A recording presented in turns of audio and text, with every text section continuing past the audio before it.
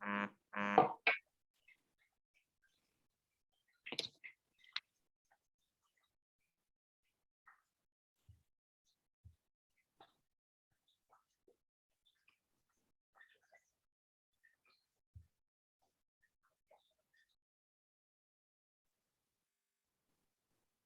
so time is 12:02. Good afternoon, everyone. My name is Oluwaseyi Shofolai Bakari. I'm the current president of the African and Caribbean Student Association, the ACSA, and it's my privilege and pleasure to welcome you all to the inaugural ACSA International Student Job Conference. Okay, so present here today are ACSA associated faculty members, alumni, current members, and international students from a variety of countries. Okay. I want to thank each and every one of you for making the time to be here with us today. The ACSA was founded to be a platform by which students of African and Caribbean descent can interact with others who share their cultural heritage. However, our goal is not just to serve those who share our cultural heritage. We also seek to serve our community and to make an impact in the lives of those surrounding us. It is our desire, it's out of this desire to serve our community that this conference was birthed. Okay, the title of this conference is What Next After Ole Miss? This is an important question that we each have to ask ourselves through while we are in this journey through this prestigious university. How well we answer this question will have a tremendous impact on our future. It is therefore paramount that we are well educated so that we can judiciously navigate this post-graduation period. The purpose of this event, consequently, is to equip international students with the knowledge they need to thrive and achieve their goals in this country. Okay. We are honored to have a host of speakers who are currently blazing the trail in academia and industry. These speakers have successfully transitioned from their college days into their respective careers and have deep insights to share with us so that we can follow in their footsteps. So prepare yourselves to be informed and to be inspired to pursue your goals. Again, I say thank you, and I want to invite our first speaker, Ms. Soso Frank Briggs, to share with us her journey from college to getting her job. Ms. Frank Briggs is an ACSA alumni who graduated from the Department of Chemical Engineering and is currently working at IBM. So, Ms. Frank Briggs, please take it away.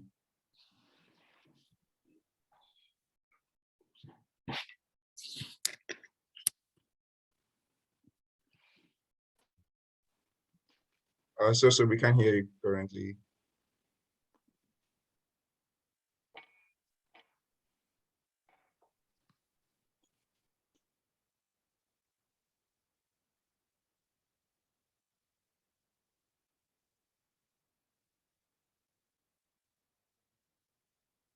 You might need to reconnect your audio.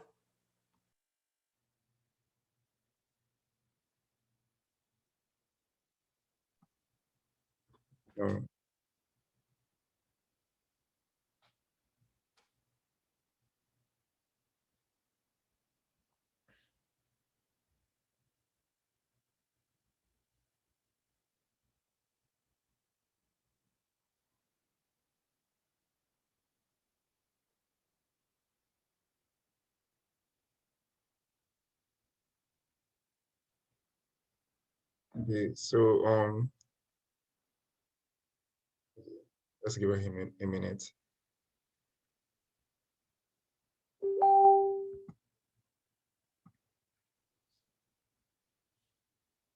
Yeah, we having connection issues. I think we are. So is she back on?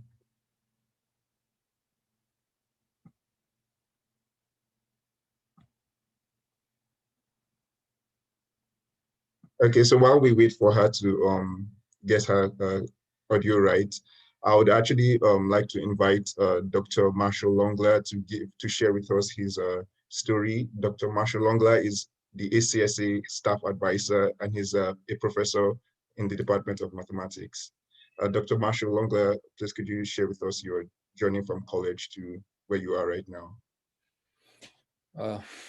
Thank you very much. And to use the opportunity, first of all, to thank you guys for being so active and organizing all these events to make sure that we can provide the appropriate help to our fellows that came from either Africa or the Caribbean and find themselves here in Oxford. I'm from Cameroon, was born and raised in Cameroon, and I had my undergraduate studies in Russia. And after graduation from there, I was thinking, just as anybody thinks, life is going to be great. You find a job in your country, because I was such a Pan-African guy thinking we should all travel back to Africa and do everything that we can to praise our country. And I was preaching that and telling everybody that that's what we must do. And I got lucky that, as they say in my village, I didn't put all my eggs in the same basket, because I applied for a job in my own country. I was actually recruited as a professor at the main university of my country. And at the same time, I managed to get a scholarship to come to the US. I don't know who gave me that wisdom, but in the end, it ended up being the best option, because I traveled back home to get the job and start, just to find out that I was fired before even starting. And so if I didn't have the alternative, I would be jobless sitting in Cameroon right now. So thanks to the fact that I just said, okay, I got this PhD, but you never know. And I applied for another PhD in the US as if I didn't have one. I got admitted with a scholarship, and I packed to travel to Cameroon to start my job. And I realized I was already fired. I sat to talk to the head of department of mathematics, and somehow he was surprised to see that I actually came. And he informed me that they made a decision to replace me somehow. Why, I never knew, and they never told me about that. They didn't even inform me that I was hired. I just found out in the newspaper that I was hired, right? And so I got the PhD and traveled to the University of Cincinnati, where I engaged in a master's program in statistics, holding my PhD in mathematics. And that's the part that I actually want to talk to you guys about. My plan immediately as I got in the US was not to get a degree, was to secure a job. So from day one, I started looking for ways to find a job. And it's the reason why I got the master's degree in statistics, because it was in the hope that while I am in a PhD program, I will actually try to find a job with my master's degree. And I did try. There are many options. I actually filed for need-based visa to find a job, which was given to me. So I had the right to work off campus for 2 years, I think, because I was poor, I had bills to pay for, I was sick and I spent like a week in a hospital, and they gave me a hospital bill of $24,000. And I had no idea how one could actually have such amount of money, and I just started looking for ways to solve that issue. And I realized that in America, there is actually a possibility to file for a visa to work off campus as an F1 student if your life conditions are such that you can't bear it with your scholarship. So I applied for that, and I got it. And I started looking for a job with it. And I got lucky that I did not just think that that document would secure me a job, and then I stopped working on my PhD, because in 2 years of search, I did not land a job with my master's degree. And luckily, I was continuing my PhD. I wrote the papers that were published. And after 3 years, and this is the advice that I need to give to those who are in the PhD programs, if they want to stay in this country, you don't wait till the last year before you start thinking, how am I going to handle this? So in my third year, I started looking for documentation for OPT to make sure that as soon as I defend my thesis, I will have the right to be in the country to be looking for a job. You need to have a transition. You need to have a document that allows you to stay here after graduating.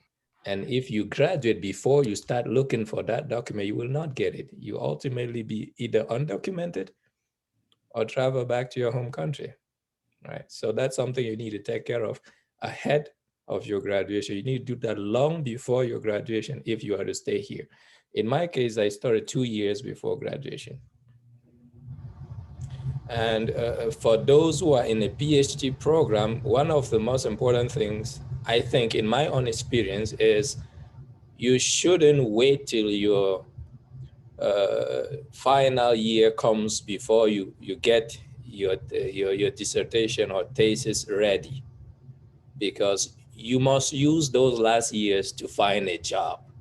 And when you get on the job market, people want to see what you are worth.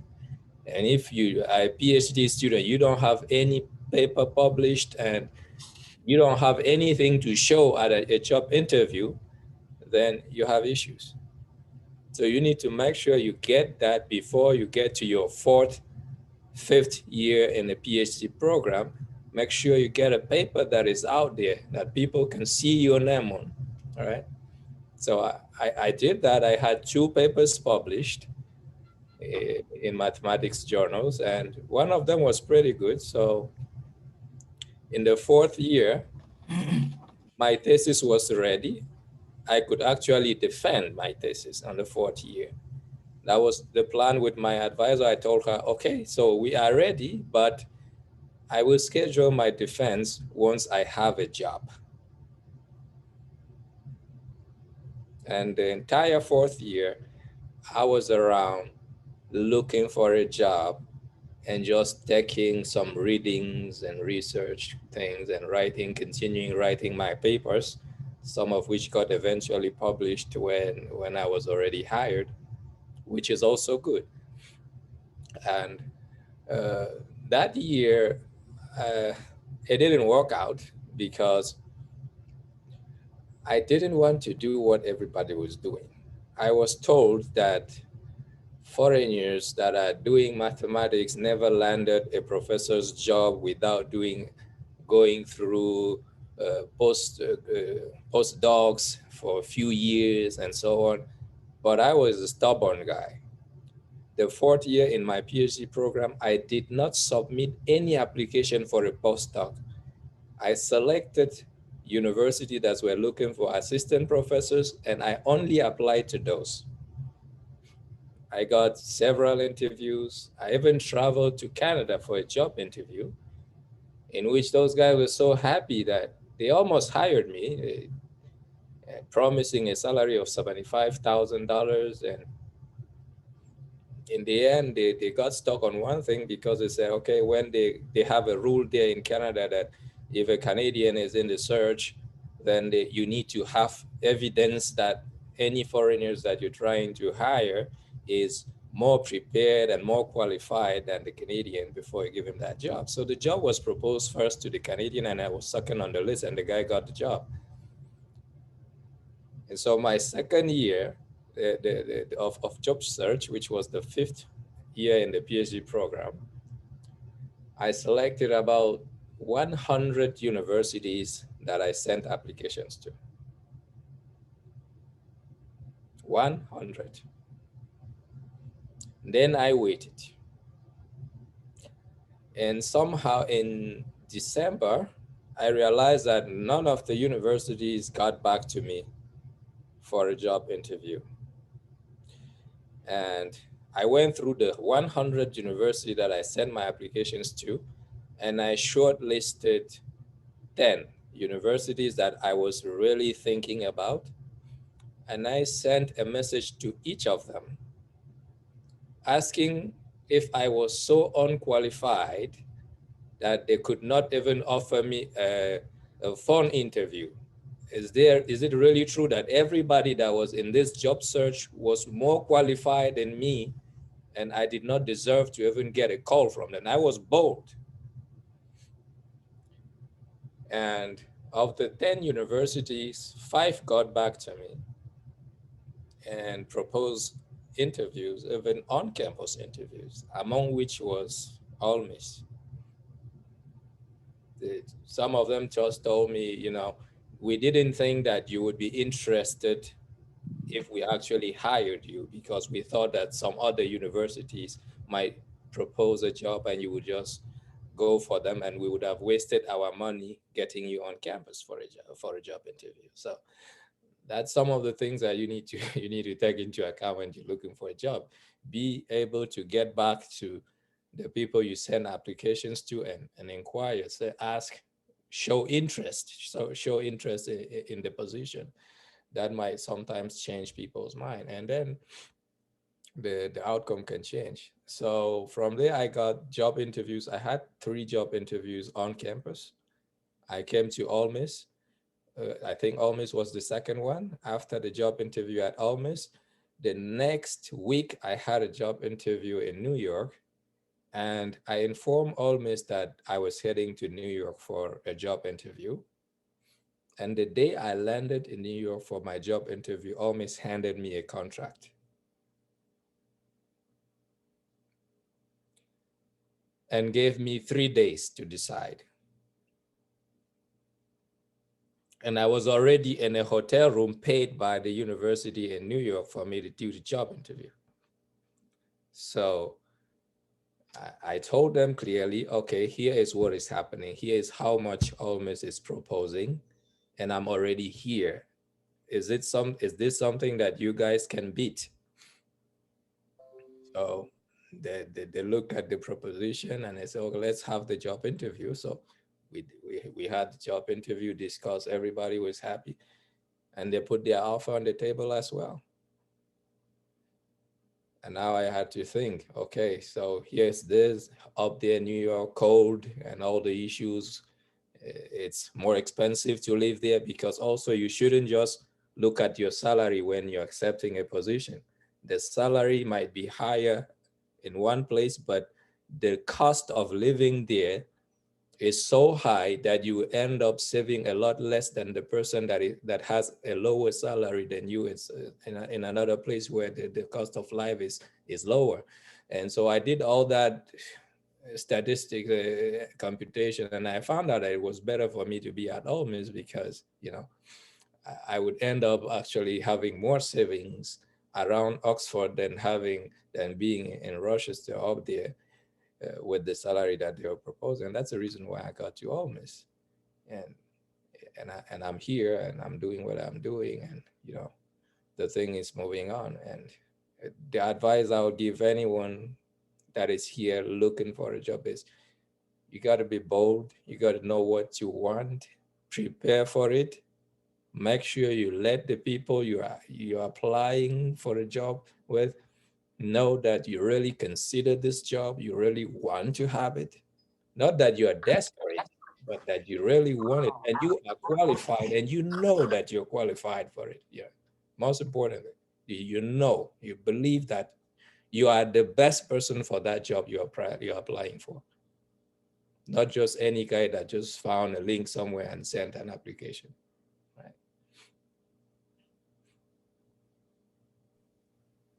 Thank you very much, Dr. Marshall, on that.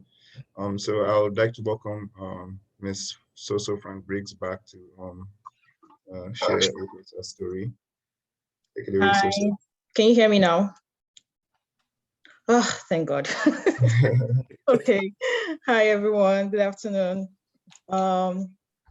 So how do I start? I graduated last year, May, as a chemical engineer. And so today I'll be giving you like just a brief personal experience of my journey securing internships and co-ops, and also how I got my job during the pandemic. So I think the first thing I would say is, as a student right now, is getting involved in student and professional organizations, just depending on what field of study you are in. So as an engineer, I got introduced to like different platforms like NSB, which is National Society of Black Engineers, SWE, American Institute of Chemical Engineers. You don't have to be in all, but at least try to make sure that you're active in at least one. That's what I would recommend and say. So that was something I did. I ensured that I was active in NSB, which is National Society of Black Engineers. And through that platform, I was able to attend conferences. And with the conferences, I was able to network, do a lot of networking during career fairs, networking with a lot of professionals, trying to, because at first when you come in, you don't understand what it even means to, like maybe elevation speech, all of that stuff. But when you start talking to a lot of professionals and people that are already in the industry, it helps you understand what you actually are interested in and what you actually want, for your future plans. So that's something I would say that really helped me. Also, and it also helps you because you tend to start building a solid resume. And that also goes in line with, you have to ensure that your resume is critiqued by a lot of professionals.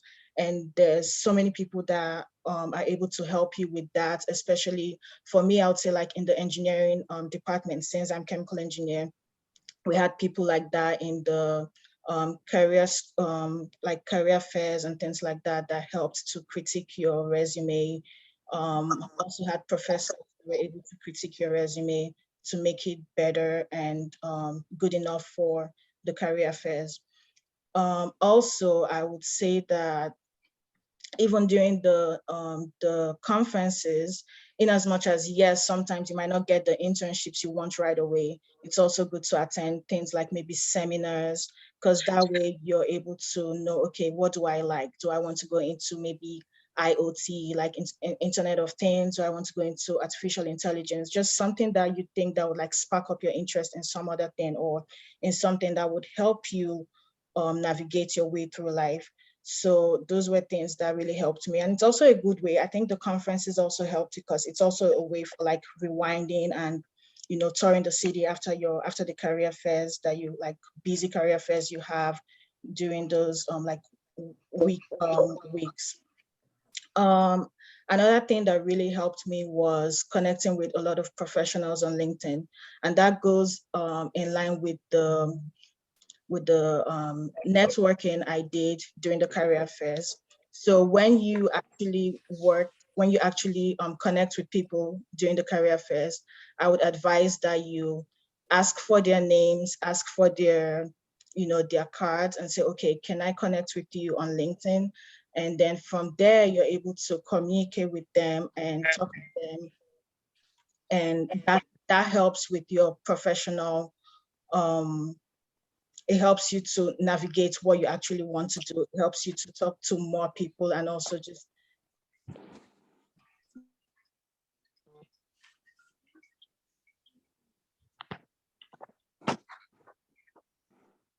I think she's having a problem with the connection. Like, yes, we can hear you yeah, now. we can hear you. Hello, Network. Yes, we can hear you. can you hear me now? Yes.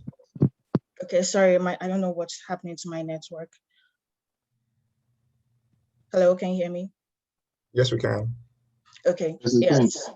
Okay, so as I was saying, my first co-op, which I had, was through the NSB conference. So I can speak really, I would say really confident about NSB especially. So I got my first co-op and also my subsequent internship with the help of the NSB career fairs. So, and then subsequently for my first job out of school, I got that through Indeed. So that was like a whole lot of, applying and like applications, rejections, interviews that would lead to no's. but then you just have to keep on trying. And for me, I think what I would recommend and suggest is that, like, it might look as though like you want to give up and, would you ever get there? Yes, you would. Like, all you need is just one yes and you're good. So in as much as you're getting those no's initially, like, I know it seems really like, it just seems like, okay, you've gotten there. That's why you said, like, do not give up. Or like, what I would recommend, just continue applying and like set a target for yourself. How many jobs do you want to apply in a day? For me, I made sure that in a day I applied to at least 20 jobs. And that was adding like Indeed applications, LinkedIn applications, and sometimes Handshake. So Handshake, if you don't know, is like it's the one through the school. So that's something where you're able to look at different avenues, different platforms where you can apply to jobs. And I think I would recommend Indeed and LinkedIn, especially for LinkedIn. It helps because you're able to also talk to like the job posters, the recruiters, and the people that actually have a direct,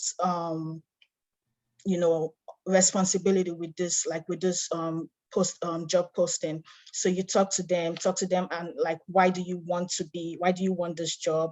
How is your role going to fit in this job? How are your interests going to align with this job that has been, posted? So that's something that really helped me. And my first job out of college was with a manufacturing industry, and I got that through Indeed. So that's something where like, I think just like cast your net everywhere. Don't say, okay, because maybe you think it's just through this avenue you're going to get it. No, like talk to people. Another thing I would say for like, I guess maybe freshmen, sophomores that are on this platform too, is for them to like talk to your professors. You have professors that were once in the industry. Talk to them for mentorship, talk to them for potential job referral, maybe for internships, for co-ops. They might know someone in the industry or just somewhere. If maybe jobs pop up, they could, refer you or tell you how to go about it. They're also good sources of actually helping to critique your resumes too.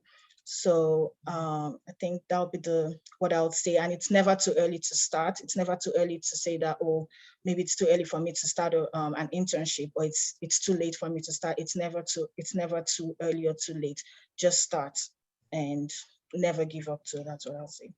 Thank you. Thank you very much, Ms. Soso from Briggs, for sharing your story with us. So next we have Dr. Ebuka DB. Dr. Ebuka DB is an ACSA Ole Miss alumni.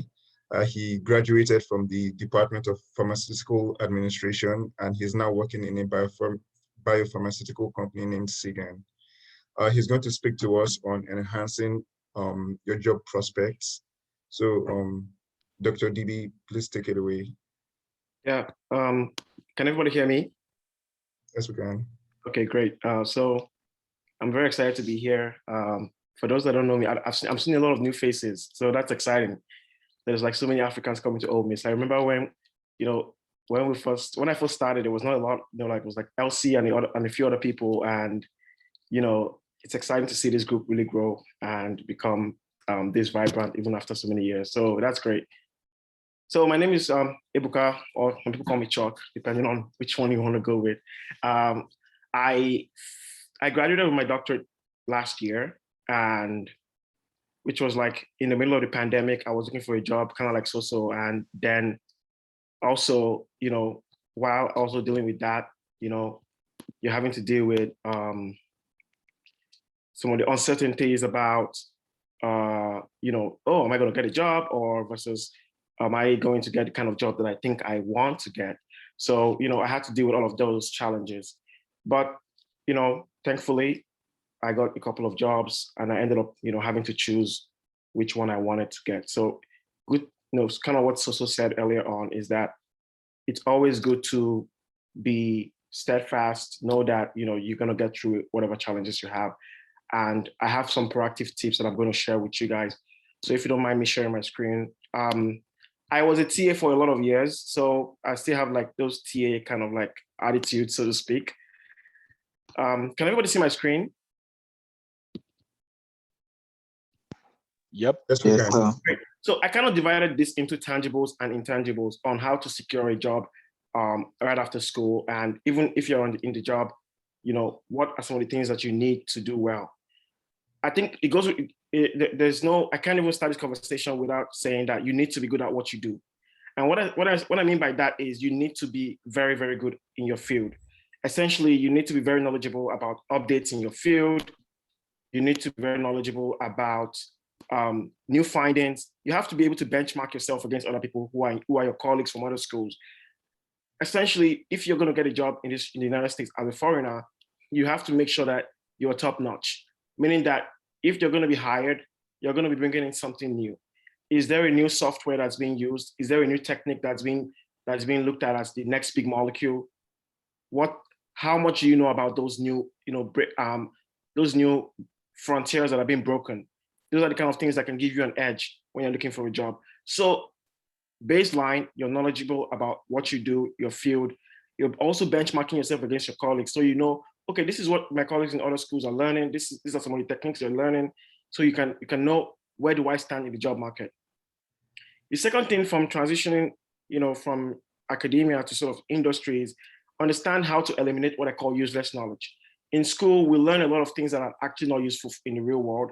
And you find that you only need about 10% to 15% of what you learned in school that's applicable in industry. I'm speaking specifically for, I would say, sort of non-academic jobs, right?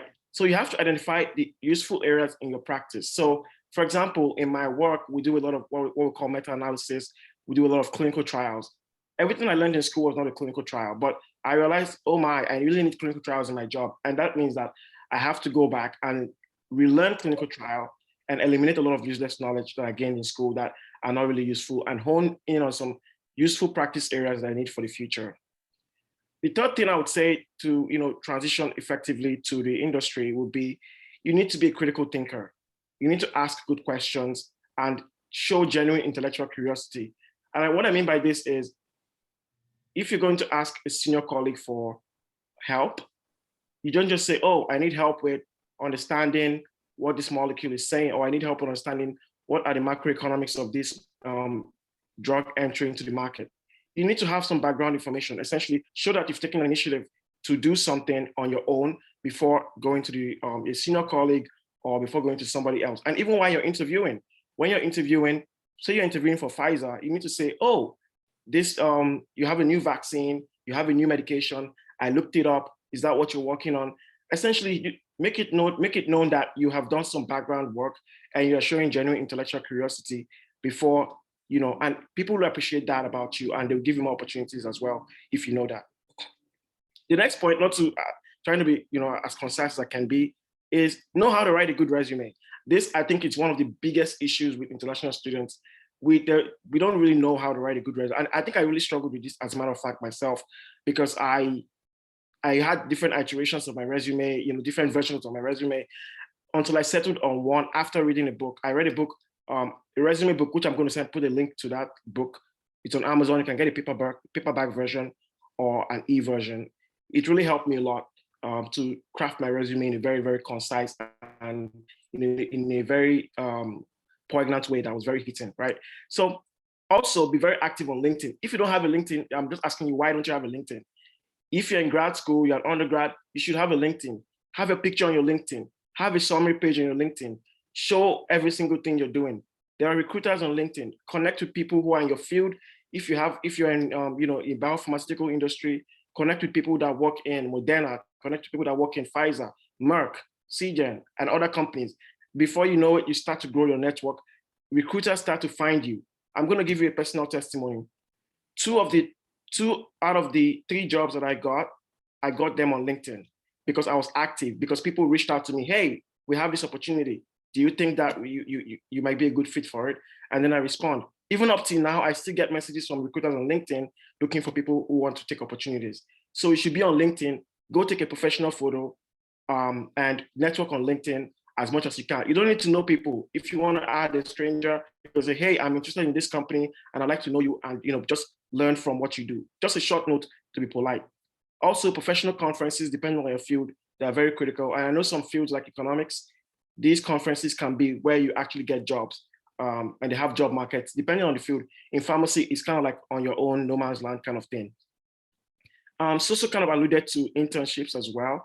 Internships are very critical because internships show that you have work experience, especially American work experience. And I would say this is very useful because if you're a foreign student and you've worked at Ole Miss, yes, that's all good and fine, but they also want to see that you have like some kind of external work experience with an American company that's different from what you did in Africa or in the Caribbean, right? So internships are very good for just being able to beef up your resume and show that you know stuff. And also you need to start the job search very early. You need to start at least a year and a half before you graduate. I see a lot of international students waiting till it's the last semester before they start to apply for jobs. First of all, you can't even get your resume right within 3 months. You need time to not just prepare your resume and keep making changes to that resume based upon feedback. You need time to learn how to interview. You need time to learn how to structure your interview responses. You need time to learn how to not just structure, you need time to learn how to just, I'm going to use the word, how to tell a story without telling a story. Meaning that even if you have very little knowledge about something and you're asked a question, you can kind of skirt around the question a little bit. And that takes up some experience with applying for jobs and interviewing over time. So really quickly, I'm going to talk about the intangibles. And this is where I see a lot of African students not really doing very well. We tend to cluster around our own African groups, right? We don't expand our horizon. How many of you, I remember when I was watching, so I take interest in things that I shouldn't even take interest in. Just because at work, you need to be able to form inorganic relationships with people because you need to grow, right? It's not just about getting the job. It's also about when you get the job, how do I expand? You see a white guy who's in his 50s, who's just like the senior director. How do you connect to him as an African kid from Nigeria? You talk about baseball. Hey, I saw the New York Mets. I saw the the Dodgers game. I don't understand baseball, but I thought it was fun. He will love it because guess what? That's something that is very similar to American culture. Also, understand, watch their shows, learn their cultural remarks. For example, when someone says, oh, I hit a home run on that project. What does that mean? He did the project really well. But if you're not somebody who's conversant with the country you live in and some of the idioms, expressions, you're going to get lost and you're going to feel isolated at work. And there's nothing worse than being isolated at work, not be able to connect with your colleagues.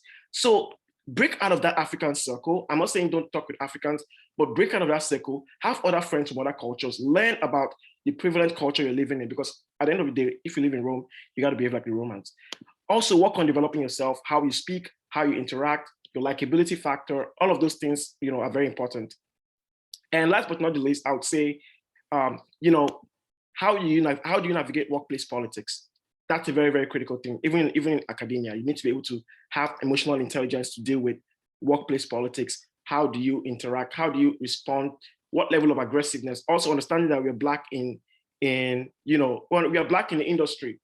Being Black in America comes with a certain level of self-scrutiny and a lot of I would say, in some ways, stereotypical attitudes about Africans, about Black people that you actually have to crush before you even say you want to start. So it's like you're starting the race and everybody has on one lap because they have the benefit of having societal backing to them that we don't necessarily have.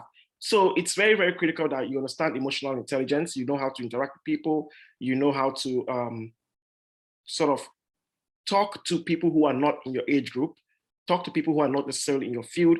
So I think the intangibles are some of the areas where I would say, I think Africans are super smart, but I think some of the intangible aspects of this job search are the things that kind of give us negative marks. And we don't have because in the industry, numbers play a huge game, right? I'm going to give an example of two major groups that are sort of foreign as well, and I do well in America, the Indians and the Chinese. Specifically to the Indians and the Chinese, and I'm trying to be as real as possible. So we all know that this is the way it is, right? The Indians and the Chinese also struggle with a lot of the things that we Africans struggle with. But why do we consistently see Indians and Chinese doing very well in industry, but not as much as we don't see a lot of Africans there? And the reason is because Indians and Chinese have been able to build upon the goodwill of people who came before them to kind of put their people in those kind of cushy positions, right? So understand that as an African, you have to do well. Understand as an African, you have to make sure that you are essentially fighting for other people who are coming. in my department, when I was at Ole Miss, I was fighting to make sure that other Africans were coming in, making sure that I was blazing a trail. And thankfully, there are still other Africans who are coming, even in my own department till today. So I guess what I'm trying to say is, don't short sell yourself as just because you're a Black person, you short sell yourself and say, oh, I'm not good enough to get to the top. There are Indians that are doing it, there are Chinese that are doing it. They don't have two heads, right? So a lot of industry work is politics. It's a lot of, understanding that you need to be good at what you do. You need to start early, and you need to make sure that you are able to connect with people, be friendly, learn their culture, know how to speak, know how to interact. And I think with that, you will go far, and know how to write a good resume. So I hope I didn't speak. I was trying to be very conscious of time. This conversation, frankly, can be more than an hour, but I'm trying to make sure I give other people opportunity to speak. So thank you very much. And if you have any more questions, please feel free to email me or text me out. I'll drop my email in chat. Okay, thanks everybody. Thank you very much, Dr. DB. That was a really excellent speech. So next we have Miss Osas Imafidon. She also is an Ole Miss ACSA alumni and also graduated from the Department of Chemical Engineering. And right now she's working at Cummins. So she's going to be talking to us on part of some of the things that Dr. DB hit on, what it's like being an international student in an American industry. So Ms. Imafidon, please take it away. Hi, thank you for having me, Shay, and it's good to be back. I guess with the gang. So, working. I was looking for an intro, right? Because I didn't know how to just start talking about it. So I'll just talk about my work experience, like a sneak into my resume.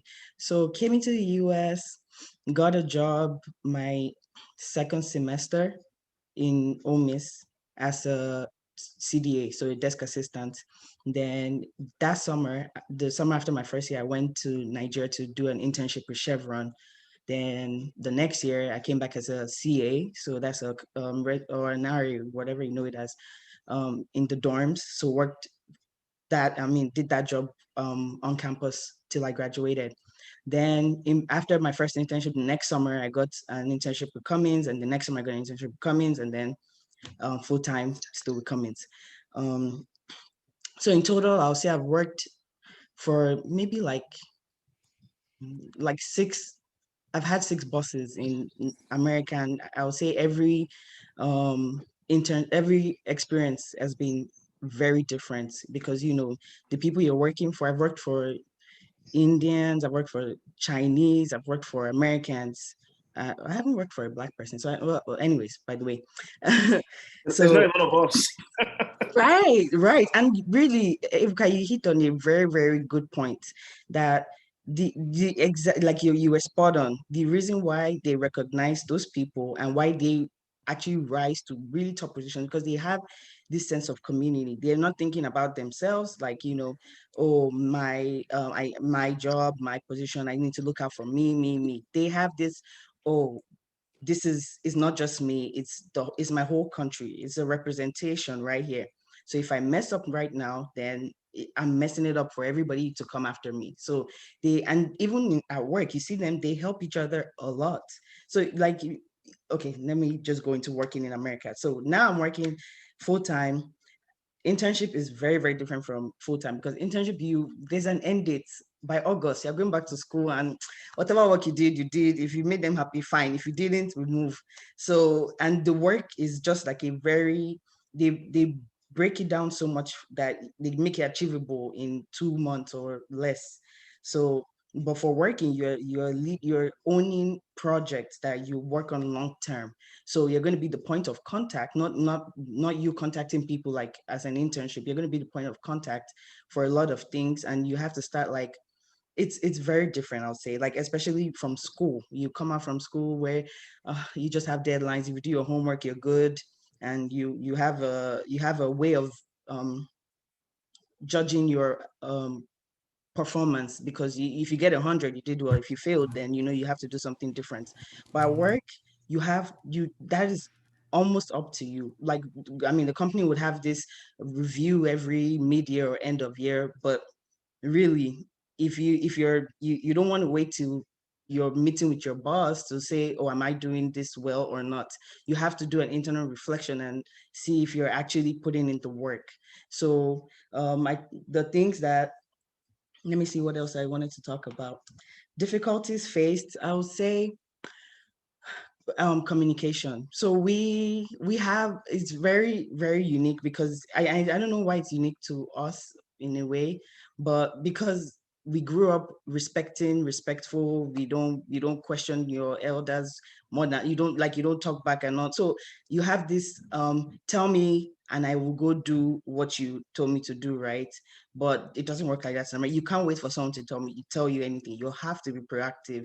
You have to ask questions. Like, I thought I knew how to ask questions, right? Because you go to school, you have to ask your boss, like, no, not your boss, your teacher, like, oh, I don't understand this. That is not a question. It's not a good question in workplace. You can't just go to your boss and I don't understand, because you have to understand. It's the expectation. They're paying you to understand this work. So to do that, you have to look for your resources. You have to know the people that, because there's multiple people that know, like if you work in a company over time, you relate with other disciplines and other people in different departments. So you kind of get a hang of some of the work. And some people have changed roles a lot of times. So for me, what I would advise is look for your favorite people that you're most comfortable talking to, because in a team there's like a bunch of people, right? But if you think this person is not going to explain well, or is going to make you feel some type of way, or or is not going to be the best help use of your time, go to the person that you know that is tested and trusted and will help you. And because again, you're communicating with that person, you have a way of them understanding and you understanding them and all that. And but I won't say limit yourself to just talking to that person. If that's for like more, that's for more vulnerable questions. I would say find your people that you can talk to first before going over to everybody. But if it's like questions, general questions, talk to people. The more people you talk to, the more visibility you have in the company, and the more you are able to get perspective from everybody. Like, because my boss knows some things. I mean, I think my boss is he knows everything, honestly. But there's other people that I could talk to for in-depth knowledge, and there's other people I could talk to for a different perspective. There's just different things. So you can ask your most vulnerable questions first. If you don't fully get it, you have an idea to talk to somebody else. So you sound like, oh, I know what, not like you sound, you should know what you're saying by at least some things you're saying, right? At that point. So you're not just like, oh my God, help me. You're just like, oh, this is what I've figured out so far. I just need clarification on a few things, and just pretty much present yourself as someone who's actually trying to do work. And then we also, as Africans, cannot be lazy or be complacent, because that's something that can easily happen if you don't have a metric. Like in school, you can't, unless you don't want to turn in your homework, or you just feel like, I'll make it up sometime in the future, which I wasn't like that. So you weren't like that. So I mean, I had to do your homework every time. I had to study because you had a test. So it was like I needed to. At work, nobody's going to tell you, go read up on this. I mean, at the beginning, trainings, oh, do this training. That's the one time they tell you to read. But after that, it's up to you. If you're not reading, you're not knowing anything, you're not getting any extra knowledge. And guess what? When they're asking questions or they're talking about this new project, and it's like, oh, based on what, blah, blah, blah, that happened before. And he's like, I don't really know anything about that. That's not good. It doesn't speak well of you. So you have to be proactive. You have to look for information. You have to be diligent. Like, they're actually paying you for work. Think about it. Are you really earning this money that they're paying you every 2 weeks? Did I really earn this amount of money? Especially if it's big money. If you're getting big money, big work. So if you don't want to earn 20K a year, then might as well not do anything, right? So just think about it, do a reflection, be diligent, make your boss happy. So you have to learn about your boss, learn about what makes him happy, learn about the kind of work ethic he expects from you. Ask him, like you have to actually ask him sometimes, because he might not say it explicitly, but you have to ask, like, what are your expectations of me? What are the things you want to see this next, and don't set 5-year goal. Do in the next 6 months, in the next 1 year, especially if you're new, so you can have an idea of what your expectations are and build on that, and do reflections like regularly. So you're not like, oh, 6 months ago, man, I don't even know what I was doing then. No, you should have an idea, like a timeline, maybe write it down or something. So at my own company, we have like a plan that we set, that we make at the beginning of the year, and then you kind of have a mid-year, and then end of year review. So you can look at the goals you set, if you're achieving them, where you're at, what you need to do better. Ask for feedback. Like even with people you work with, ask them like, what can I do differently? What can I do better? Especially if you're leading something, you want to make sure that everybody you're talking to is following, and because sometimes nobody volunteers information, right? They won't tell you, I think you need to work, unless the person really cares about you and is that open with you. So you have to ask sometimes like, oh, honest feedback, so that they know you are able to receive such feedback in case it's not good, and don't take it personally. Take it as something you need to work on. Then be a team player, and that's in your team. You don't want to be the person who's dodging work, because if it comes time to lay off people, guess what? You don't really have a lot on your plate, so might as well go. So if you want to be the person that is taking on work, taking on responsibilities, being helpful, because my boss actually appreciates that, and I think it's something, it's a good thing to have. Like I think chemical engineering taught us some form of team. But I worked with different people in school, so I saw horrible people, I saw awesome people. So you have to be able to communicate with everybody. You can't just say, oh, this person is so horrible, I can't just stand you right now. No, you have to figure out a way to stand the person, because guess what? You have to do the work, and you have to give results. And your result you can't put on your slide and say, this person is not good enough. Like, I just couldn't work with this person. So guess what? We don't have any answer for you at this time. Try again next time. You can't do that. It's not going to fly. So you need to be that way. And then in as a minority, Cummins is again unique in the sense that they are very, very what's the word, inclusive. That, like, there's a lot of companies that'll tell you, oh, we love everybody, it's equal. Okay, maybe this political, I shouldn't talk too much, but anyways, Cummins hires a lot of international people. So you guys apply as engineers, if you want to apply, or STEM people, I'm sure there are roles you could apply for, but they actually believe in diversity, and it shows in you kind of team. Like in your teams that you work with, there's different kinds of people, always, like black, white, even countries that you never really hear of, like you never meet anybody from, like if you're just going through life, you meet them in common. So they are inclusive. But again, in any workspace in America, like corporate America, you still have to, you can't just say, oh, I feel good, I'm one of the, you still have to prove yourself, you still have to work hard, you still have to represent your people, you still have to represent your color, so that nobody looks down on you, nobody has to feel like they have to explain so much because this person is of the dark shade, like that. Don't let them make you stand out in a very negative way. Own your color, own yourself. Don't think about it as, oh, because I'm black, everything is horrible is happening to me, they don't like me, blah blah blah. No, if you're hardworking and if you're diligent in your work, nobody will want to let you go. You'll be valued no matter your color. Nobody will remember that you're black, because guess what? Your hard work is going to talk for you, it's going to speak for you.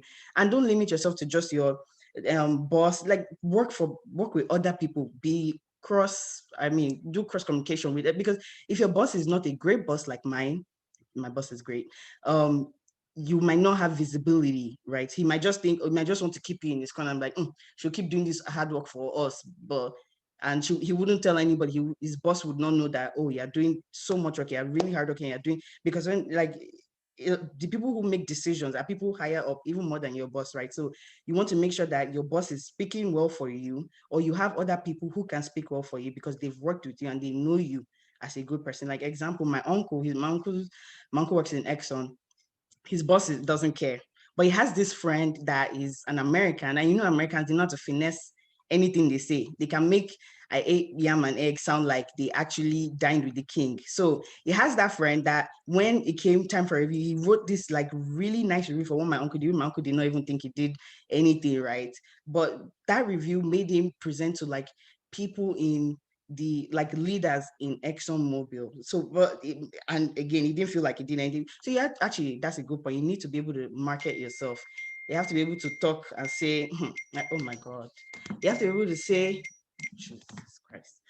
I'm sorry, guys. I'm very anyways, you have to be able to market yourself. You have to be able to you have to be able to talk about the things you're doing. And if you're not doing anything, don't BS anybody. It's going to show. Like, you cannot say I built the mountain when honestly you just wrote mountain on a paper. So you have to be able to, if you work, you know how to market yourself better. Learn the language of the company. Learn American English. Like, how you say, oh, something really interested, and say it in a very good way. But anyways, I think that's all I have for you for now. So thank you, Shay. Thank you very much, Asas. That's a really, really good speech. So next up, we have Miss Elsie Udeja. She's also an Ole Miss ACSA alumni, and she is an instructor, a graduate instructor right now in the geological engineering. Sorry, did I get that wrong? So you are in the geological engineering. No worries. I'll just reintroduce myself. Thank you, Shay. Hi, everyone. I am Elsie Udaja. I am an instructor of geological engineering at the University of Mississippi, which is here. I actually am from Nigeria, and I grew up in Lagos, Nigeria, but I'm from Anambra. I went to school here, so I have something of a student as well as faculty perspective at Ole Miss. So I've been in Oxford a total of 12 years. So what I'm going to be going over today is pretty much the documentation that you're going to need to take from graduation to get to the point that everyone else that has spoken wants you to get to. So all of the paperwork that you would need. And actually, my talk is supposed to be specifically on H-1B, but I'm going to backtrack to graduation. I'm going to start from there because there's no point talking about this lofty idea that you don't know the steps to. So getting started from graduation, actually, 90 days specifically, very importantly, 90 days before graduation, you need to make sure that all of your documentation for your OPT, which is optional practical training, you need to make sure all of that has been submitted and approved by the OIP. So the reason that I say 90 days specifically is because, as you might already know, or you are going to find out, timing is very crucial with all of this paperwork. If you don't get the timing right, you're going to be out of luck. So you need to make sure that exactly at 90 days before graduation, I mean, count those days with your calendar, you have made your submission for all of your OPT documentation. So as you make that submission, as you know, also 90 days after graduation is how much time you have before you have to leave the country if you're not doing something next. So that OPT application that you turned in 90 days before graduation can actually take as close to those 90 days after graduation as they can get. So you want to give yourself as much time as possible so that you remain in good standing in the country, okay?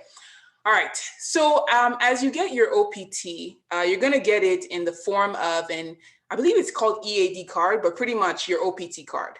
And so what it does is it replaces your I-20. And the reason that I'm saying it replaces your I-20 is because you're still on an F1 visa. So as an OPT, optional practical training work, you are still considered a student for immigration purposes. So that being said, it is not very advisable to travel on an OPT. And the reason for that is if you need to renew your visa while you're outside the country, you're going to have to go in for a new a new F1 visa.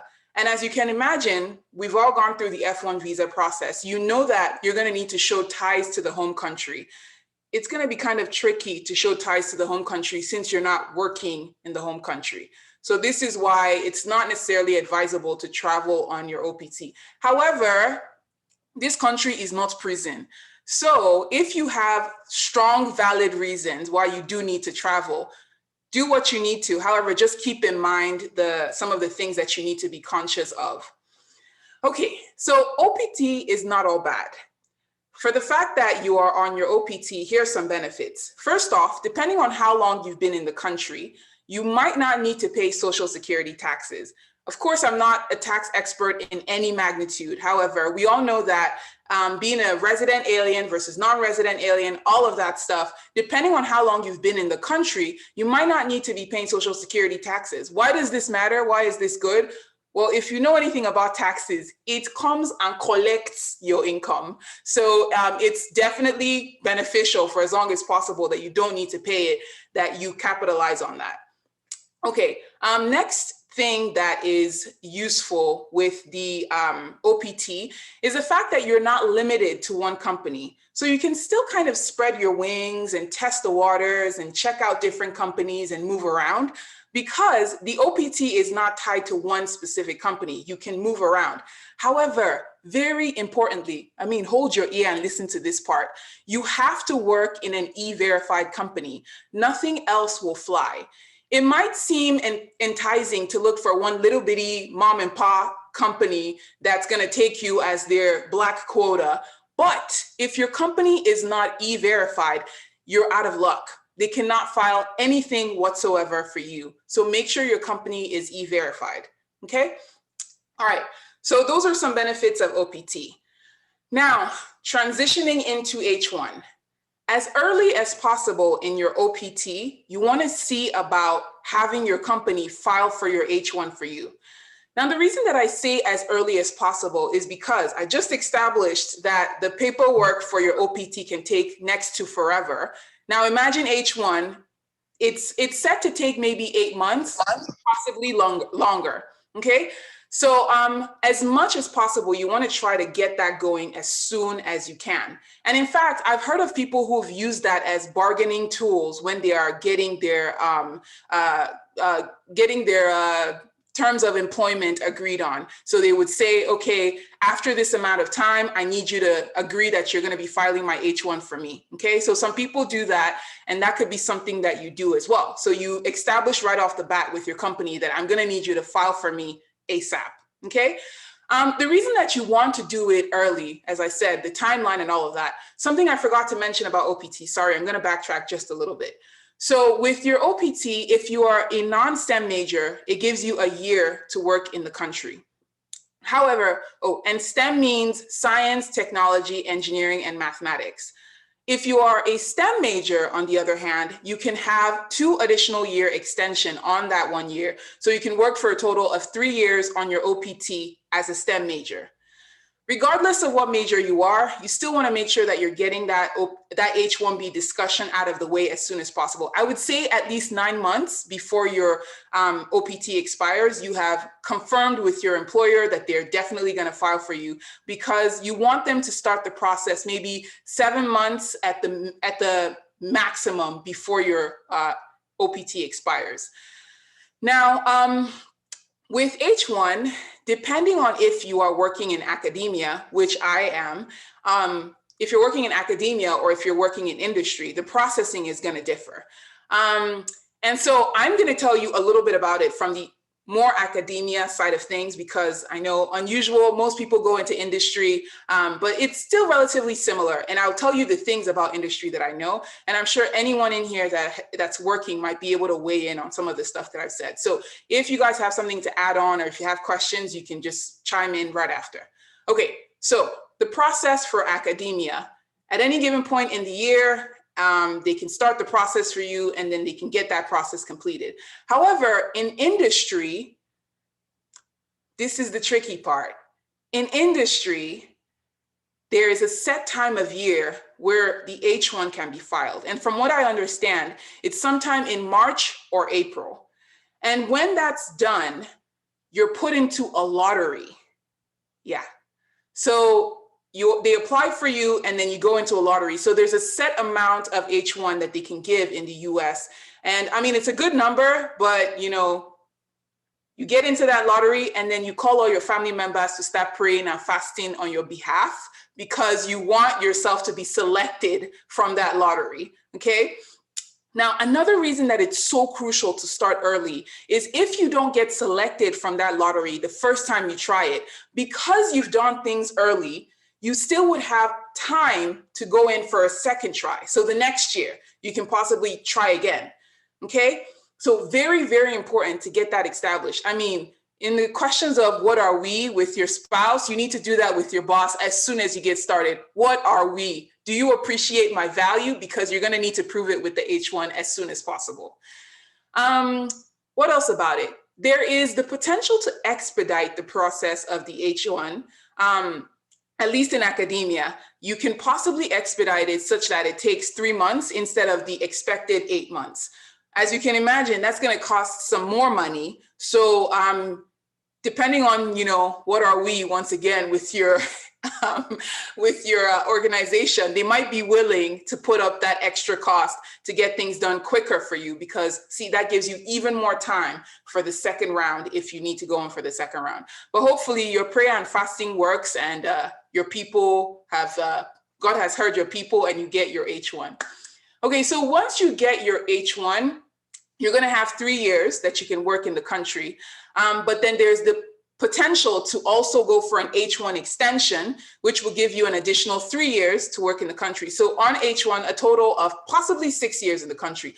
But even better than the extension, we start to talk about permanent residency. So depending on how well your company is, interested in you, they might be able to, you might be able to discuss with them, and they might be able to go ahead and start the process for your permanent residency in the country. So that is the timeline. Last couple of things about H1. The process, first off, involves a prevailing wage determination. So that is pretty much the company is going to put in some kind of, they're going to put in a application with the Department of Labor. And what they're doing is just to make sure that if an American were in your job, they would be getting paid just about as much as you are. So meaning that your company is not paying you less to work in that job. Because, sometimes in the past, that's why they would hire foreigners, because they would be able to pay them less. So the country wants to prevent that. That's why they have to do the prevailing wage determination. Then after that goes through, your company would actually have to advertise for your job. Never fear. If your company has gone through the H1 process before, they know exactly what to do. So they can literally make some adjustments in how they advertise. So what media they're advertising the job on, what requirements that they're asking for that specific job, and all of it would line up nicely that you are still good to get that job. And then there'll be a little more processing and you get your H1. So that is a little bit about OPT on graduation, possibly H1B just a little while after, and then even more fulfilling permanent residency. So that's all I have. And you can ask me questions later. Thank you. Thank you very much. So right now, we've heard from a lot of speakers, and we just want to take a short 10-minute break, and we would play a short game of Kahoot just to kind of like have everybody like still excited about the whole event and everything. So I would allow Miss Saini Sisi to set up the game of Kahoots. Hi, my name is Saini. So the first thing that you're gonna do is go to this website, kahoot.it, and I'm gonna put it in the chat. I spelled it wrong, it's with a K. .it, and then I'm gonna share my screen, and all you have to do is put the game code in. Let me share my screen real quick. Can you guys see my screen? Yes, I do. All right, cool. So classic. And the game code is 2451692. I'll put it in the chat.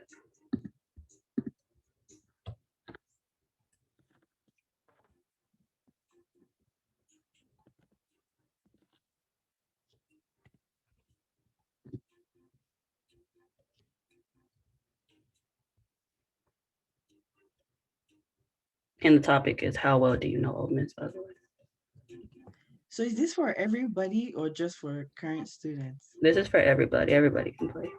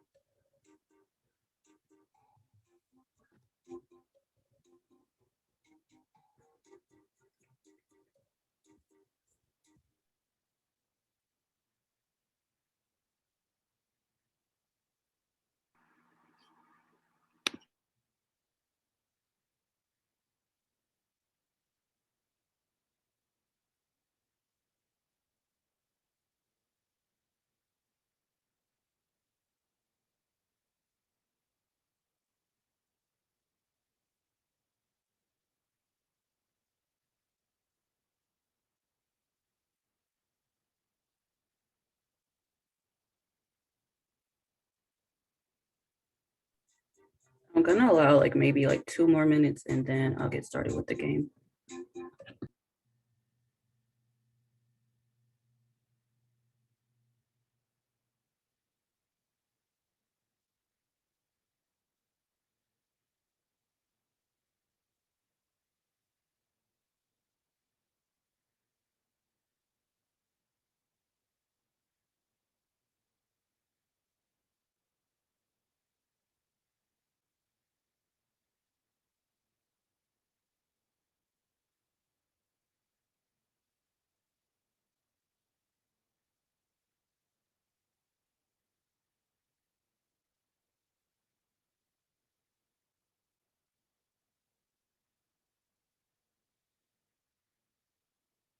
All right, I'm gonna go ahead and get started. The game code would still be on the screen, so if you decide you want to join later, just go on ahead.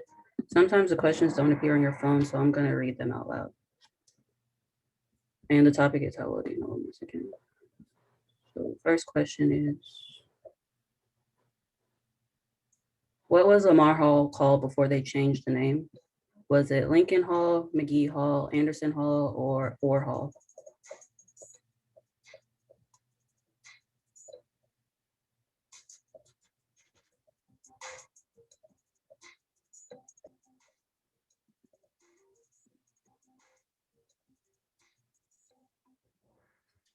And the answer was Anderson Hall. Alrighty. Next question is a true or false question. The Lyceum was used as a hospital for wounded soldiers during the Civil War. Is it true or is it false?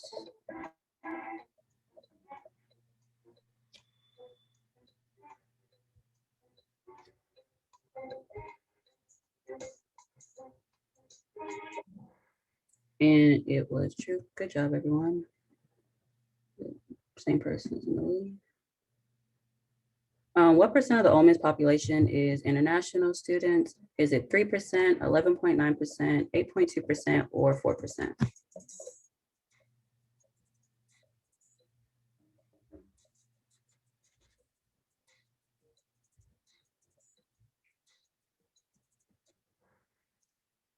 The answer is actually only 4%. Good job, Bolito, for staying in the lead. Who was the first female faculty member? Was it Leanne Toohey, Mary Ann Mobley, Sarah McGee Isom, or Eudora Welty?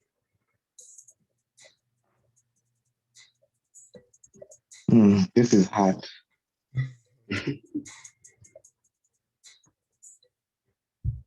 GST be this one or GST? I was going to say LC. Why is it LC an option? Honestly, though. No, thank you. Options available. So the answer was Sarah I McGee. try to guess. Oh, And now Kanya is in the lead. Which former Ole Miss football star is the movie The Blind Side based off of? Is it Michael Orr, Chucky Mullins, Eli Manning, or DK Metcalf?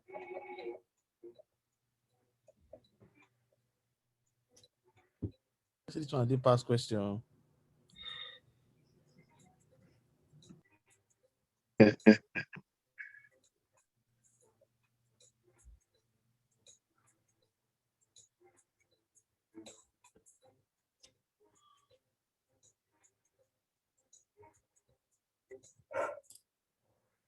And the answer was Michael Orr.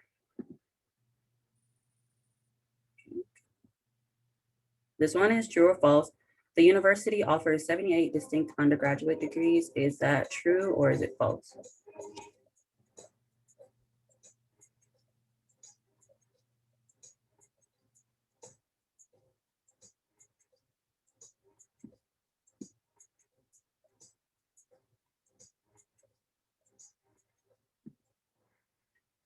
It's actually true. Great. Next one, what year did they build the James Meredith statue near the library?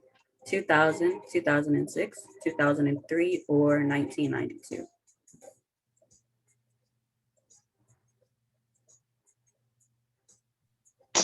let's guess what is hard.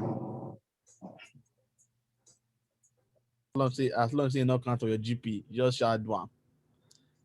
And the answer is 2006.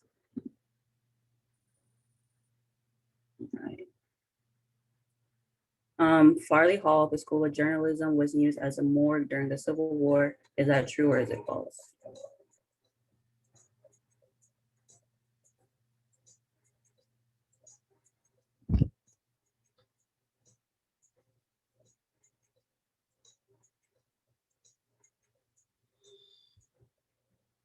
And it's true. So that was a mortuary. Oh my God. How many students attend Ole Miss? Yeah, okay, 25,365, 26,900, 18,688, or 19,987.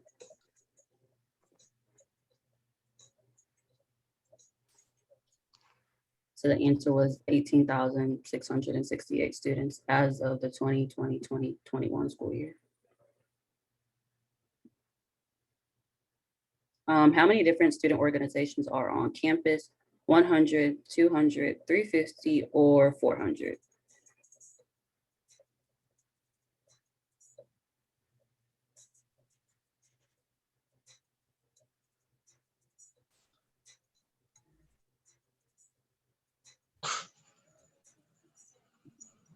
So there are 350 registered student organizations on campus.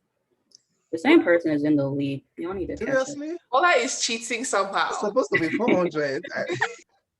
So number 11, which two Ivy Well, Leagues did Ole Miss get their colors from?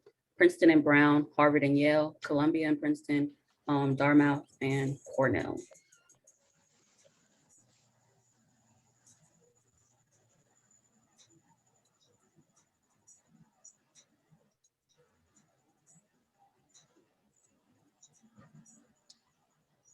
It's Harvard and Yale. Okay, Jay Boy took his spot. So, and then the last question is, who was the first African American to be admitted to the university? Medgar Evers, James Meredith, Thurgood Marshall, or Stokely Carmichael?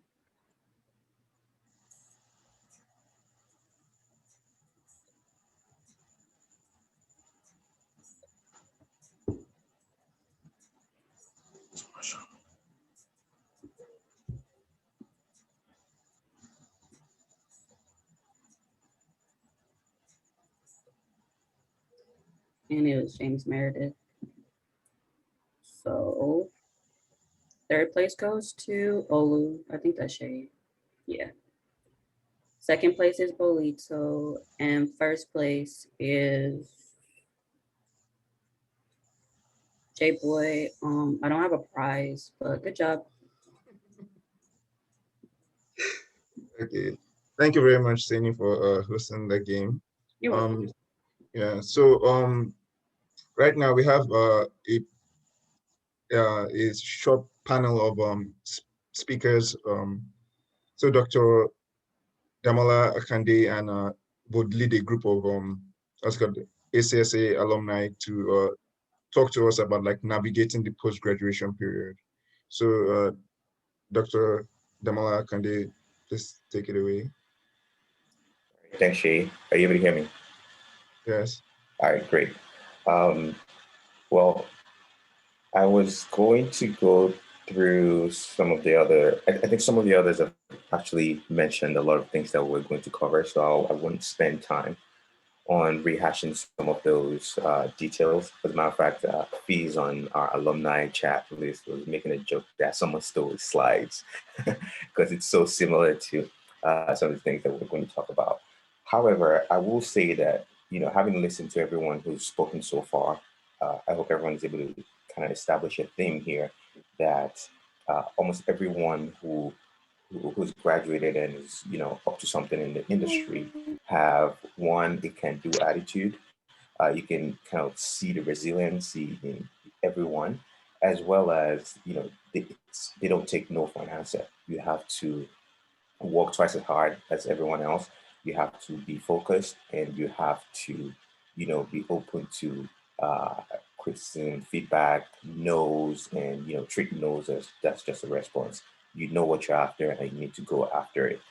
One thing though that I feel like wasn't mentioned, or I wasn't able to take away from those who've spoken so far, are your background in terms of what are you studying in school and how does that help your prospect after you graduate. Now, I'm going to say things from my perspective. It may be different, it may not always be the case. I have folks, Hafiz, Jide, and Blaze is also going to be talking, is that as an international, for you to improve your prospects after you graduate, there are some certain industry that the country sort of lacks critical skill sets, and they are more open to international hires. Those three that jumps out at me are healthcare, IT related, and engineering. And if you see sort of like the theme for almost everyone who's spoken so far, that has sort of been the trajectory: healthcare, IT, or engineering. There are some finance aspects, or some outliers, but if your degree is not in any of those areas, it's not. I'm not saying your prospects, there are no prospects, but it's harder out there, right? I know folks who have finance degree, are finishing finance, they did masters, they did MIS, they did all sorts, and they are still looking for a job. So they keep hopping from one degree to another to remain in a legal status in order to be able to, find a job eventually. But having a healthcare background in IT engineering really does set you up for some potential. Now, in terms of how to go about that, I think someone mentioned NSB. That's really important. From my perspective, I did undergrad in Nigeria, did graduate school in Ole Miss, master's, PhD, and right now I work at Intel. And in terms of how I navigated that, it's very similar to what folks have talked about. Go to NSB, attend a lot of career fairs. I had a lot of rejections and no's in internships, applied to a ton of internships. So getting a no as a first response is nothing really. You just have to be resilient and be focused and know the end goal of what you're trying to achieve, right? So yes, we do have some other background. Two is, from everyone who's spoken so far, there's a willingness to help. That's why we're all on this call to get back in touch with the current ACSA students and to share our experiences and learn from each other. As ACSA students, there are things that you're probably going through that some of us on the alumni side have probably gone through some of those. So leverage us. And the third thing that I'd like to also talk about is how we execute on this giving back. So we have like sections of alumni, right? I'm more in contact with those who graduated probably between 2007 and 2014. And then there's another block after that. I would like for a situation where we're able to consolidate this effort from an alumni standpoint, so we have a more effective giving back structure. And I think at the end of this, we're going to talk about a scholarship initiative that I and a bunch of folks are helping put together. And we'll also like to sync up with the other alumni that I'm not familiar with on how we can consolidate this effort. Aside from that, I have Hafiz on the call, who's also going to be sharing some of his experience. Hafiz, are you on the call?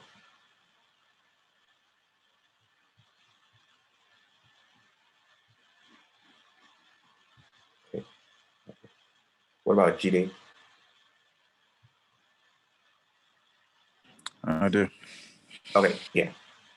I guess you can take it away. Yeah, okay. So good afternoon, everyone. My name's Jide. So I'll keep it brief and concise, but if there's anything that anybody wants me to expand on, feel free to reach out. You can get with Elsie and she'll put you in contact with me. But so just real quick, I got a master's in chemical engineering. And from there, I went straight to industry, which is where I'm at now. Currently, I'm a regional industrial engineer, so absolutely nothing to do with the degree that I went to school for. So to back it up, while I was in grad school, I participated in NSB. I know I'm so set up that earlier. I would highly recommend NSB and SWE as something to be a part of. And those conferences were very key for me. I landed 2 internships at NSB conference. Well, the first internship I landed and they asked me to come back One thing I would say for that is to definitely get experience before you graduate, whether it be an internship or a co-op. The more experience, the better. I would highly suggest doing a co-op, even though it may push your graduation out a year, but there's no point in rushing to graduate if there's no job waiting for you. And some companies even require up to 6 months, 9 months of experience before they'll hire you. I had a friend that was also in engineering that did one summer internship with a company and then applied to them after he graduated, and they told him he needed 12 months of experience. So I would definitely get as much experience as possible while in school and get it at different companies. I did my 2 internships at the same company. Looking back, I wish I would have done, because I had another offer at another company. I wish I would have spread those internships out with a different place. That way you get your foot in the door in more than one place. You can meet people, network, and there's a high possibility if you do well that they'll bring you back for a full-time position. One thing that I think gets overlooked a lot is the use of Excel. It's used a lot in the industry. So I would definitely say get very familiar with Excel, no matter what field you're in. It's just something that a lot of companies use to do reporting and whatnot. I mean, Office in general, but definitely Excel. I would highly recommend taking a Excel class while you're in school. And I'm not talking about just making charts and graphs, but very deep into it. Writing macros, that kind of thing. So there's just a piece of advice there. Also, don't pigeonhole yourself into one thing. When you say, okay, I want to do this or I want to be this, and that's all you're going for. Be very open to new experiences. If you get an offer, even though it may not be exactly what you want, definitely don't turn it down. Even if you have 2 offers, one is what you want, the other one is not. Still look into it, research the company, because it may be a better opportunity down the road than this one that you want. Maybe better growth opportunities, larger company, that kind of thing. But I mean, like I said, I'm an industrial engineer. I didn't go to school for that, but the job is good. So you won't be able to see those opportunities if you're only looking down a tunnel and not being open to different things. Somebody else mentioned resume. Having a good resume, I think that is key. There's one resource on Facebook that I would encourage people to check out, which is called the Black Global Career Connection. It's a Facebook group. It used to be called Black on the Job, but they have resume writing, cover letter writing, those kind of services. Now, you do have to pay for them, but they do a free consultation where they'll go over your resume and they'll give you some key pointers for free. And then if you choose to use them to actually write the resume for you, then you pay for that survey. I used them and they did an excellent job on the resume. So I would highly encourage to sign up for that Facebook group, and just, you'll be seeing the post and different networking and that kind of thing. So just another outlet to use. But yeah, that's all I got. If anybody wants any more information, feel free to reach out.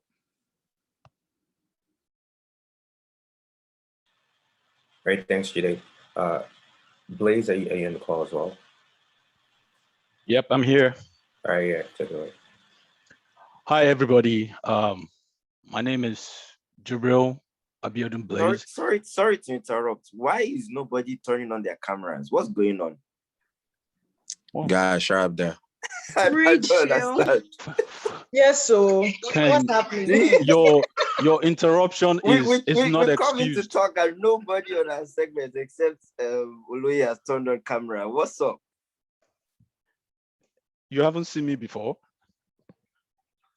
Thank you. So like I was saying, my name is Jubril Abiodun Blaze, and I just want to hit the note and talk about adaptability. Most of my colleagues have, Jide and Damola have talked about basically the traditional ways of getting jobs or continuity after school, which we all know. You get your degree, choose a path.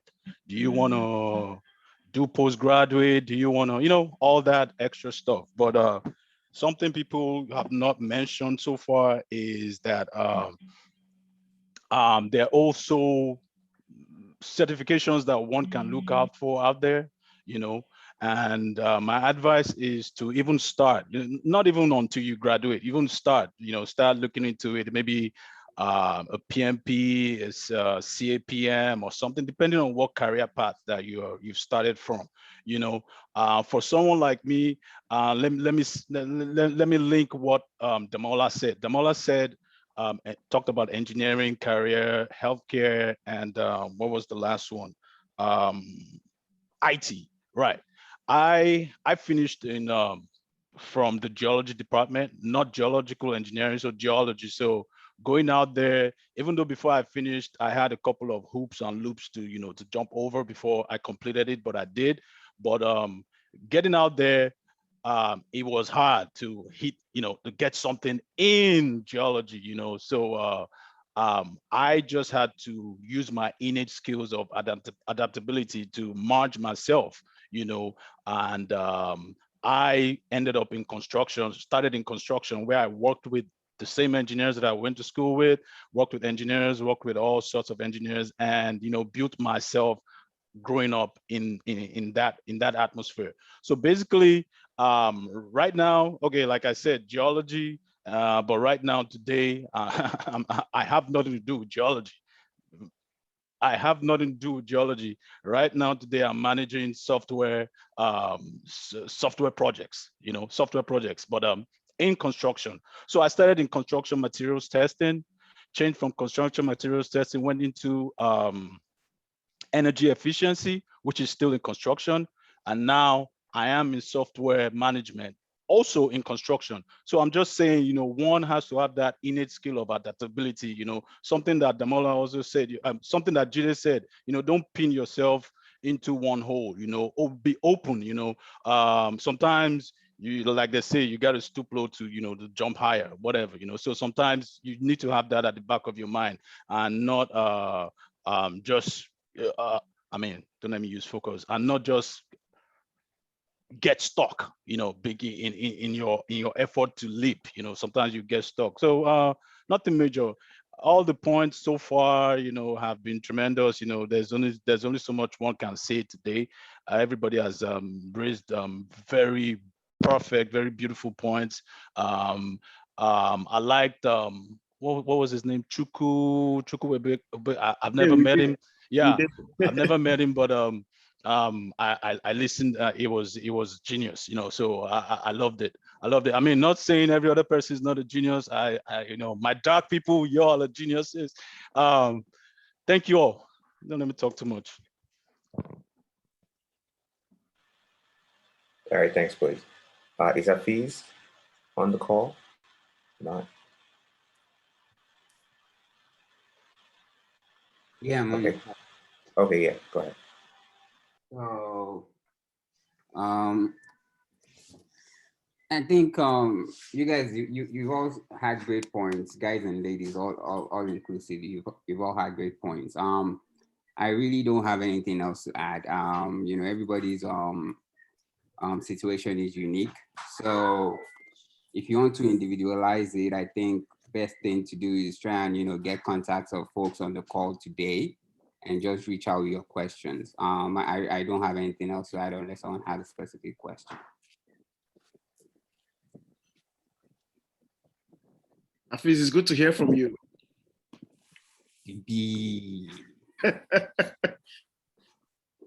Nice. Shout out to Dr. Salau. Yeah. Okay, Shay, those are all the folks that we're going to talk from this side, except you wanted us to highlight or talk on the scholarship. So we're going to go into a short period of Q&A first of all.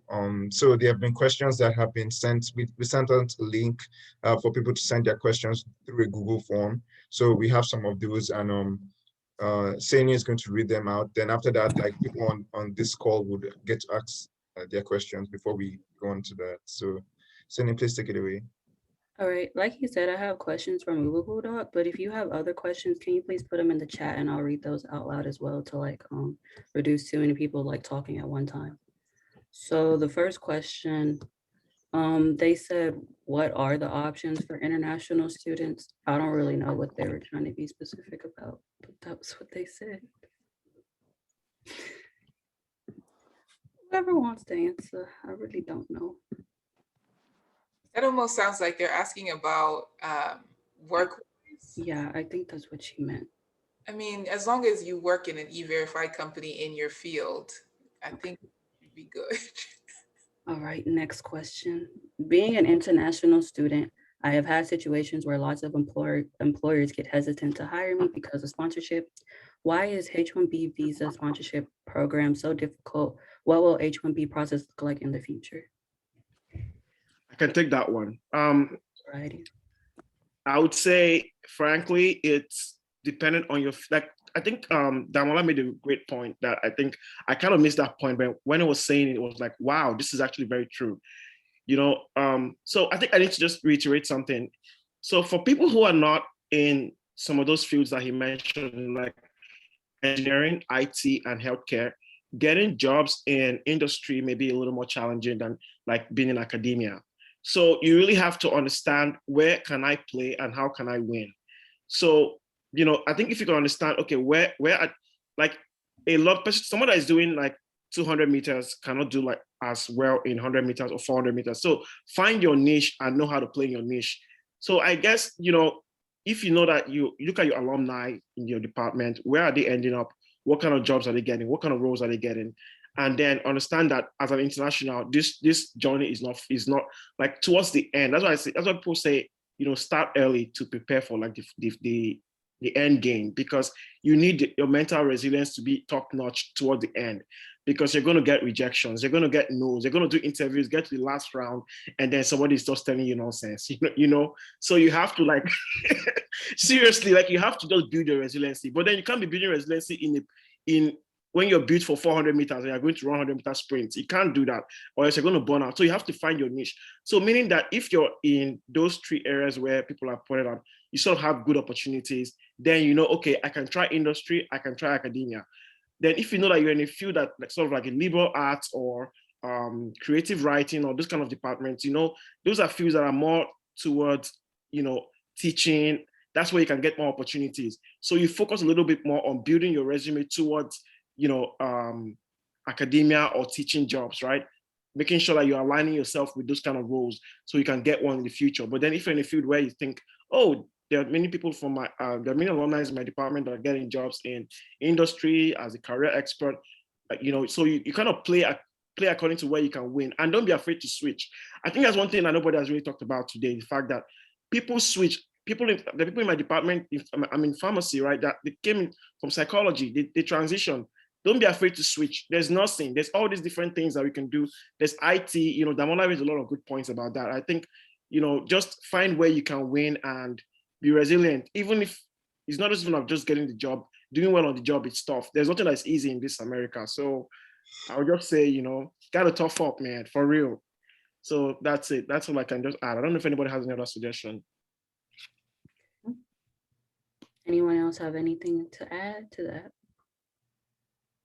Was the question about how to, could you read the question again?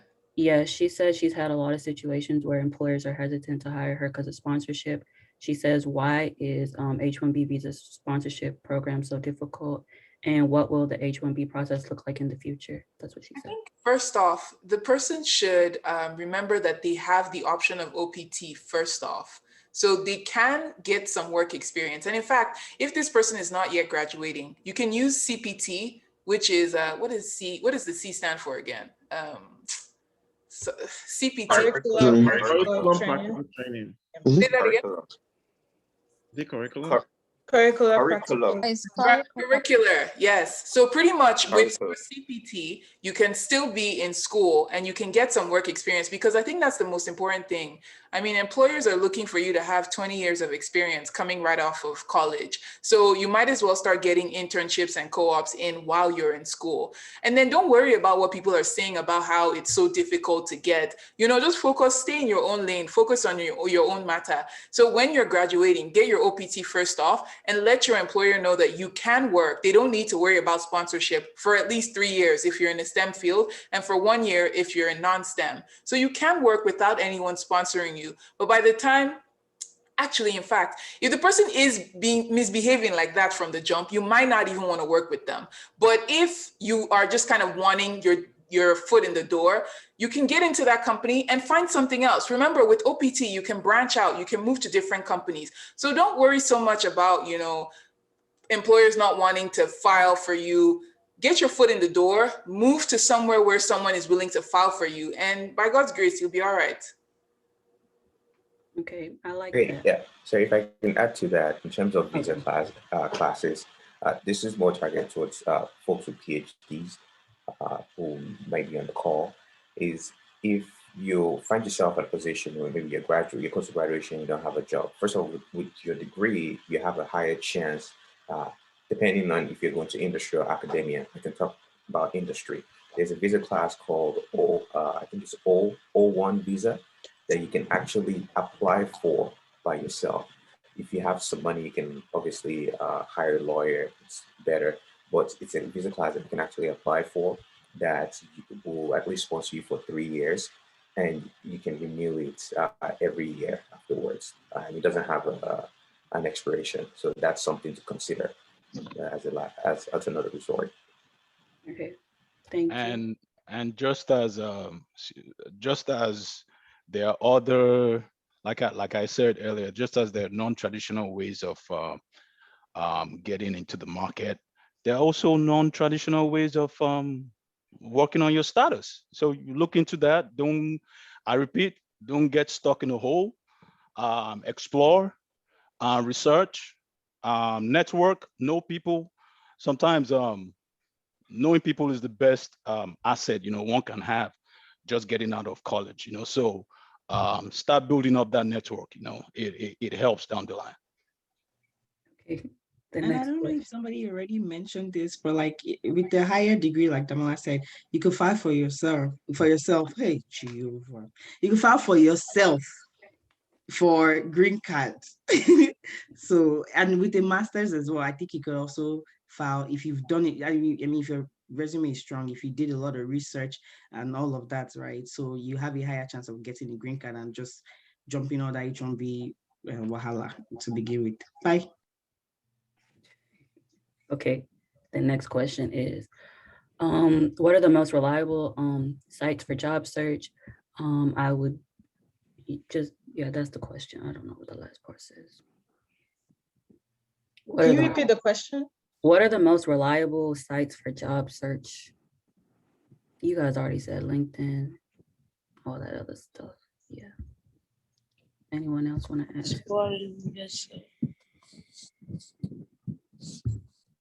Okay.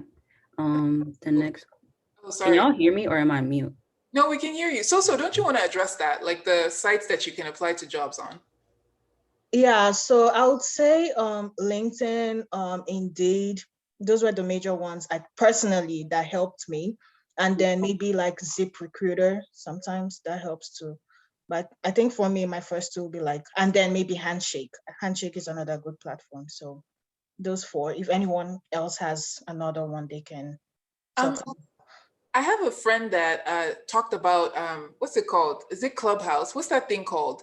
And apparently, Clubhouse. Yeah, apparently there's like forums where people get into discussions and you can actually meet recruiters. So I know someone who's actually gotten multiple interviews from like discussions that started on Clubhouse. So I mean, in the vein of non-traditional, you can really branch out and meet recruiters and help your matter. All right. Does anyone else have anything else to add to that? Okay. Someone said external fellowships and scholarships for PhD study. I guess they want their options or something.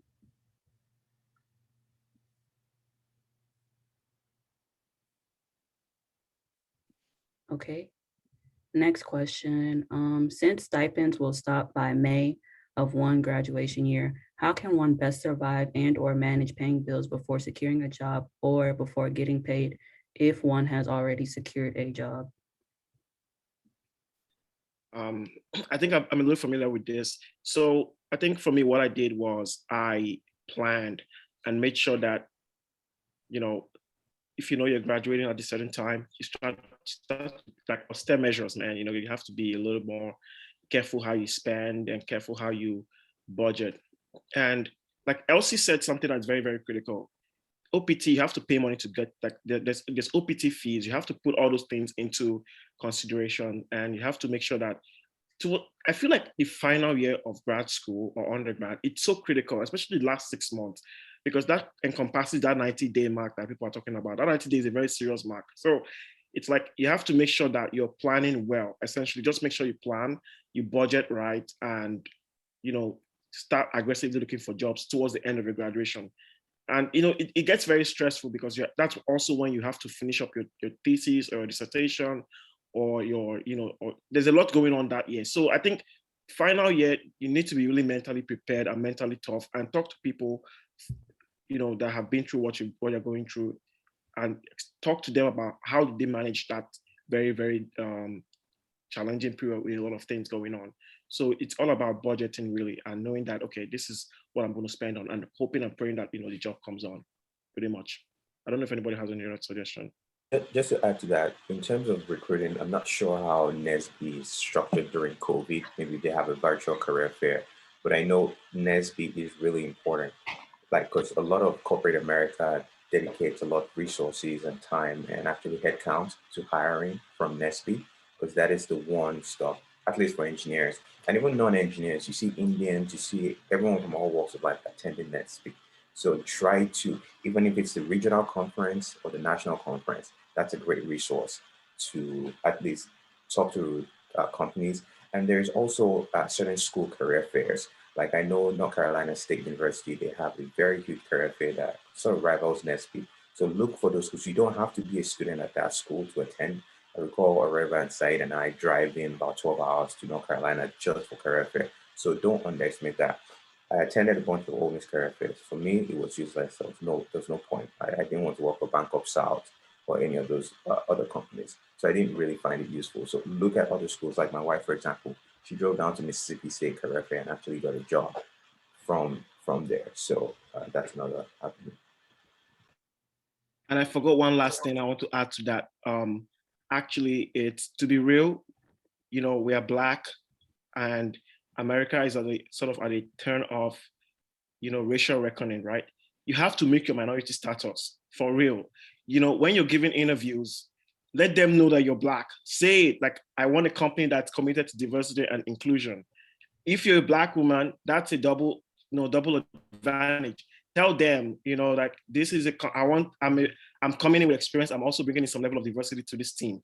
It's important. Like, you have to make sure that you're milking every single advantage that you can get. There's not a lot of us in the industry. So, in every way that you can, make sure that you're reminding them that I'm coming in, but I'm also coming in to bring in some level of color to this team. And I think every advantage you can get, make sure you take it. That's something else I should add. I just also heard that University of Florida has a pretty big career fair as well. And the question that was asking about fellowships, don't forget about like maybe your research professor or just someone else in the department that you're interested in their work, because like Soso mentioned, they could have come from industry. So you want to also tap into the contacts that they could have. And with fellowships, I feel like that's more academia. So you'd really need to, maybe speak with your department to find out if there's stuff that they're already aware of. And then you too, you can do your own research for, stuff that's in your field. So. Okay. The next question is, what are the major things employers want from an interview based on your experience? I'm just reading. The first thing, I'll take that. The first thing is the very first question that the average interviewer or whatever would ask you is for you to just give you that space to talk about yourself. The moment you can land that, every other thing is a breeze. Some people with that very first question, they're talking about how they played soccer in Lagos and they came here, they're blah, blah, blah. You're going left and right before you finally, hit the nail on the head. You have to, this is something, I had to practice, because I was like, I have all these things, let me talk about this, then, after slamming and, missing on a few interviews, then I finally knew that, okay, I had to be concise and be able to sell myself first opportunity, first 3 minutes or whatever, talk about yourself. My name is this, that, blah, blah, blah, blah, blah, why I'm here, and, and the ability to change an interview from an interview to a conversation. Some people just go into the interview with the thought that, okay, somebody's going to be questioning me and then I have to answer. No, turn it into, dude, what did you do last night? I mean, this is America. You have to come down to their level. If you're stiff, they'll be stiff with you. When you break them down with that first question, then they relax. Even when sometimes they throw a question at you and maybe you shake a little bit, they'll help you out, because they know, okay, this guy knows what he's doing or whatever. But if you're stiff and they're stiff too, they won't find that place to open their mouth to tell you or help you out. So I guess just break it open in the first question, basically. Yeah, I think I can add to that as well. But mine from software engineering perspective, I've conducted a whole bunch of interviews and hired a whole bunch of folks. What I would say is your resume only gets you in the door, just gets you a conversation. So everything you worked so hard for all your years usually boils down to a few couple minutes with the hiring manager or whatnot, right? So first of all, you want to take care of home base. The resume is okay, get you in the door. Now, when you're in the door, I think people have mentioned something really important. Is prior to recent occurrences, right? Being Black or being a minority used to sort of be, and to some extent is has some connotations to that, but it's actually a strength, right? So you get in the door, you have you take care of, you've taken care of a home base. You have to be able to bring that unique perspective and showcase it as a strength, as opposed to diversity, or what's the word now that we're using, inclusion, right? American companies have kind of created this box, right? And they want you to fit into that box. So it's up to you to change the narrative that, yeah, I can fit into that box, but how about look outside the box? There's actually more opportunities and more diverse perspectives that I'm bringing to the table, right? Because as a hiring manager, you're trying to manage risk. That's what hiring is all about, right? If I bring this person on board, is this person not going to mess up or mess me up and give me a bad name, bring in a terrible person on board? So you know what you're capable of. Be able to, like Blaze was talking about, have a decent conversation and show that you're actually bringing a unique perspective and leave an impression so that they remember you and not just your resume or name. So yeah. Okay. Would anyone else like to add anything to that before I go to the next question? Yeah, I kind of wanted to add something to what Jubril and Damala said. So pretty much like it's also a time for you to be able to, like, they're not just interviewing you, you're also interviewing them. It's a time for you to ask them, okay, ask them all the questions you think you can ask. Okay, what do they do in the company? What's their role in the company, and how does that tailor to your own values and your own goals? Is this something that, like, pretty much, is the company somewhere that that's like, based on what they answer, somewhere that you see yourself long term, if it's a full-time, or even somewhere you want to put step your foot into as for internship. So use that avenue, not just for them to interview you, but for you to also see, is this where I want to be? So that's what I was saying. Okay. I had one more little thing to add to that. And I think it might have just, for the fact that no one has said it so far might just be because it's kind of like a common sense kind of thing, but I'm just going to go ahead and say it. And it's with regards to making sure you're really familiar with the company that you're going to interview with. So you don't want to start looking through pages as you're being interviewed. That looks so unprofessional. I mean, I'm talking about like Zoom interview. You want to make sure that you're very well familiar with the company, that, let's say it's a specific team on the company that you're hoping to work with, like the projects that they have, put out there that they're working on, and you can kind of give your 2 cents on it if you're asked, and you're just pretty much confident in yourself that you can speak up, no time for, just brace up and, handle business. So yeah, that's the thing I wanted to add. What slight addition to what everybody else has said, make sure you do your research, basically. And the research also ties into asking questions. So before you go into the interview, you need to do your research on the company, because like everyone has said, it's a two-way, it's kind of like a date. So you need to try and figure out how, the conversation is coming at you, but you're also starting up a conversation. So in terms of doing your research, going into the interview, even if you're going to read news articles about it and like ask, so in a couple months ago, it says that this and this happened in the company. What is the company and this particular branch doing as far as it, and where do I come in? So basically, you need to have your research done, have your questions set before you go to the interview. You don't want to go there seeming like one timid little punk. Excuse me, but basically you need to do your research, be confident going to the interview, know the questions that you're going to ask, and make it a two-way conversation. Challenge them at the same time they're challenging you. That will actually make them more interested in wanting to hire you.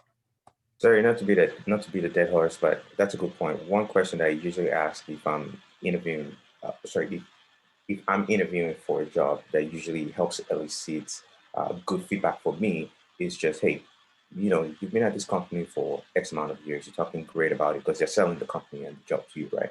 Tell me two good things that you really love about this place and kept you at this company for a while. And tell me two things that you'd like to see improve about this company, or some things that you'd rather see change.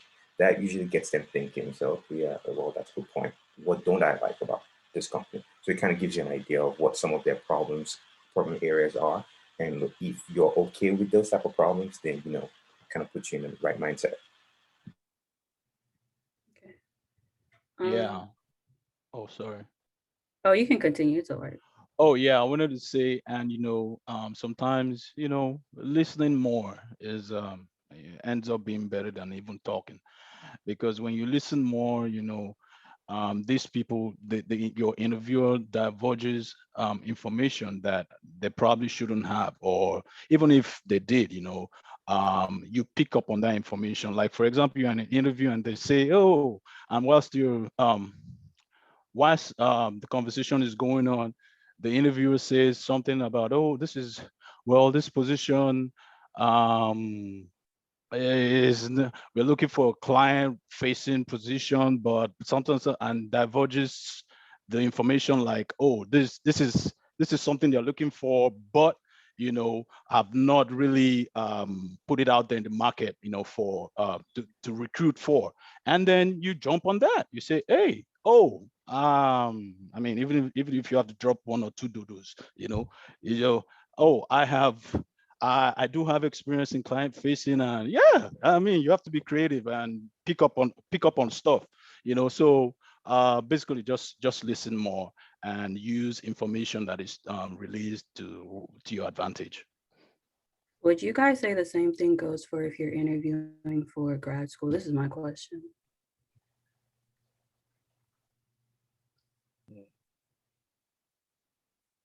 I never had to interview for grad school, so but I think it applies to any job, really. Okay. So the next question is sorry, Sani, would you like expand on that? What do you mean? So I want to go to nursing school, and for some of the programs you have to go in and interview. So I wanted to ask if like the advice that you're giving about like what type of questions to ask these companies would apply like when I go in to apply for nursing school.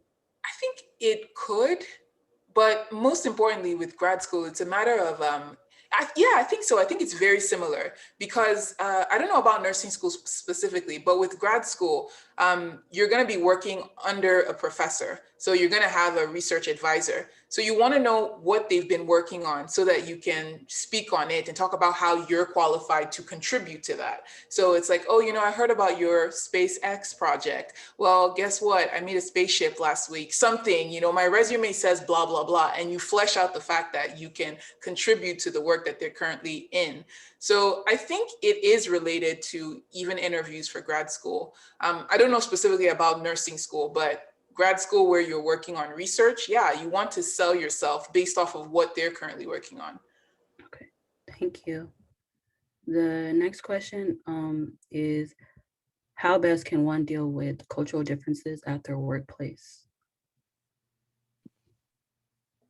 Yeah. This one is a tough one. Well, in America, you're working with different people from different backgrounds, I would say. I think, for we hear stories about people being very inappropriate, and you're like, sometimes it makes you wonder, how is it possible that people, first of all, respect people? That's my first, take on that.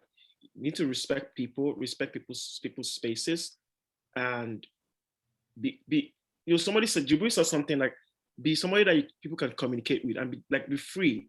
Don't go in stiff. As much as be willing to learn about people's culture and be open to it as well. And also, it's just about you being able to be communicative and also respecting people's spaces.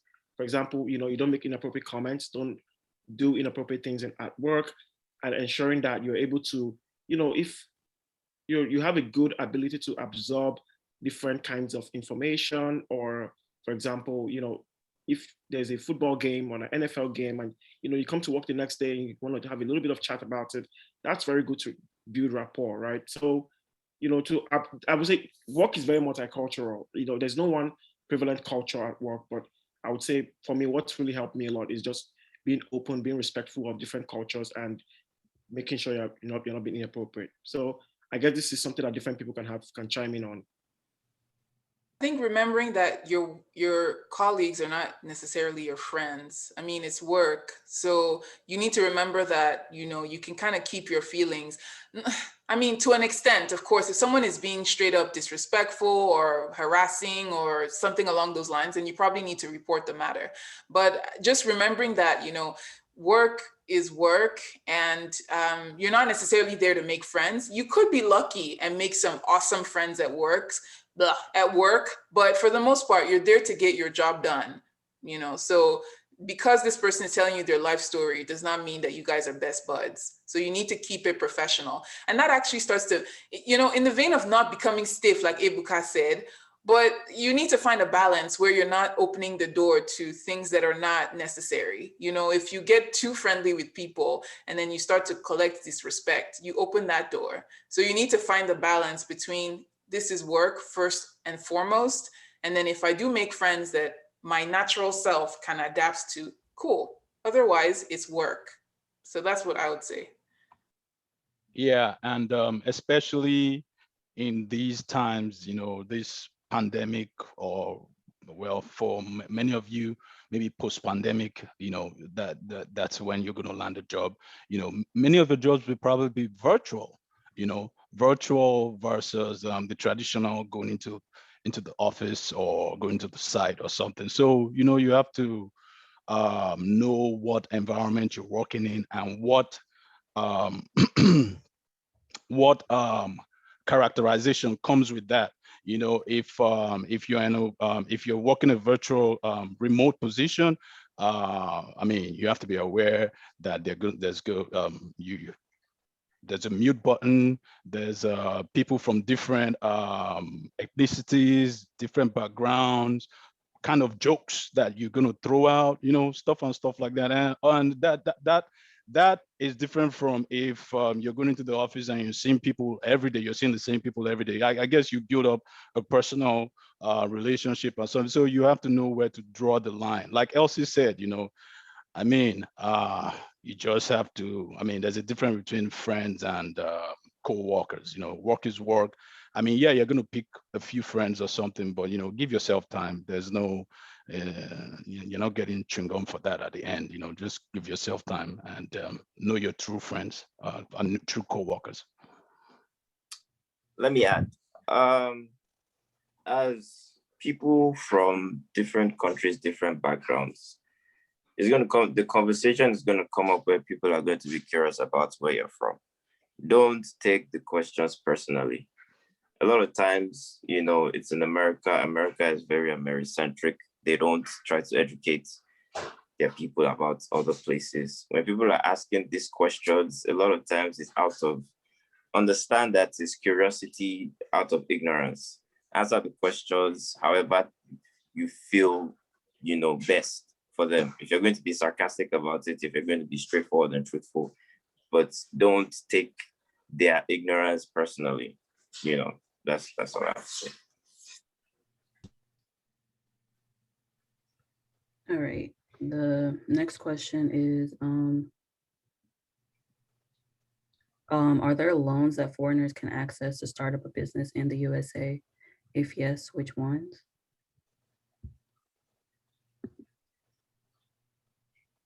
Mm.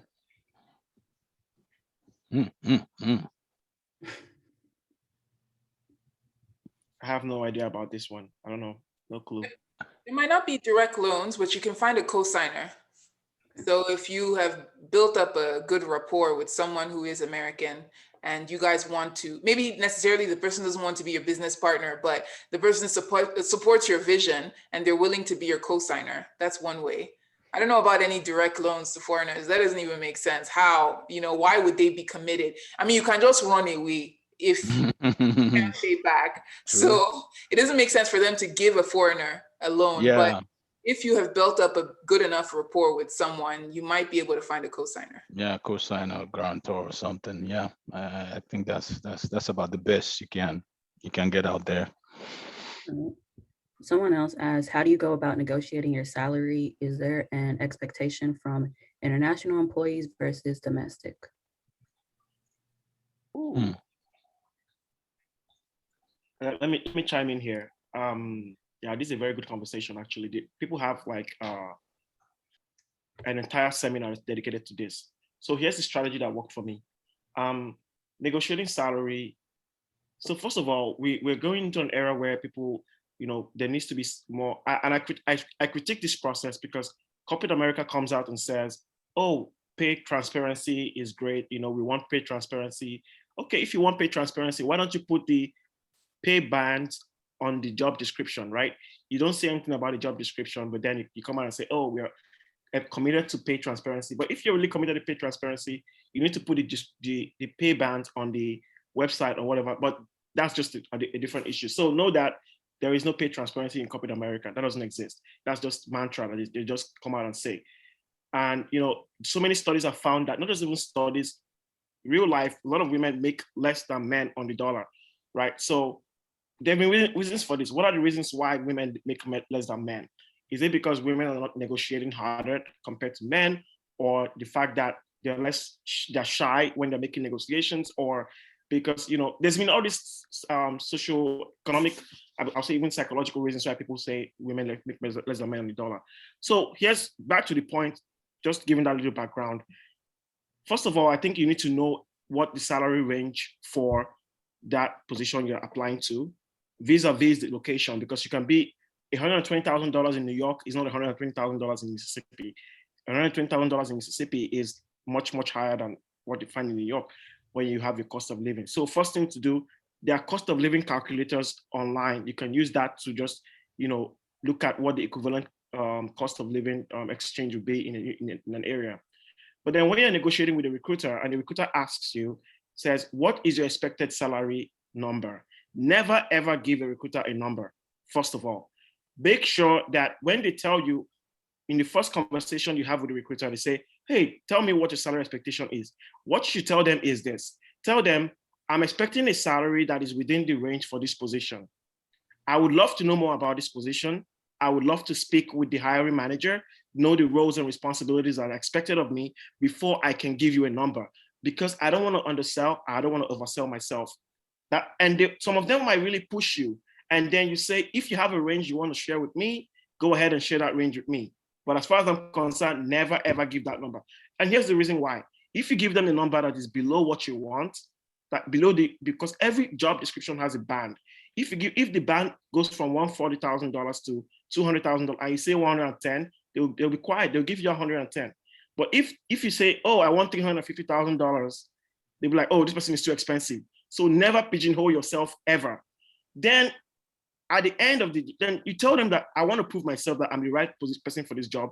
I want to make sure I'm a good fit. I want to make sure that this is the road where I'm going to excel, yada, yada, So after you do that, then at the end, they're going to come back to you. You're going to have a conversation about salary.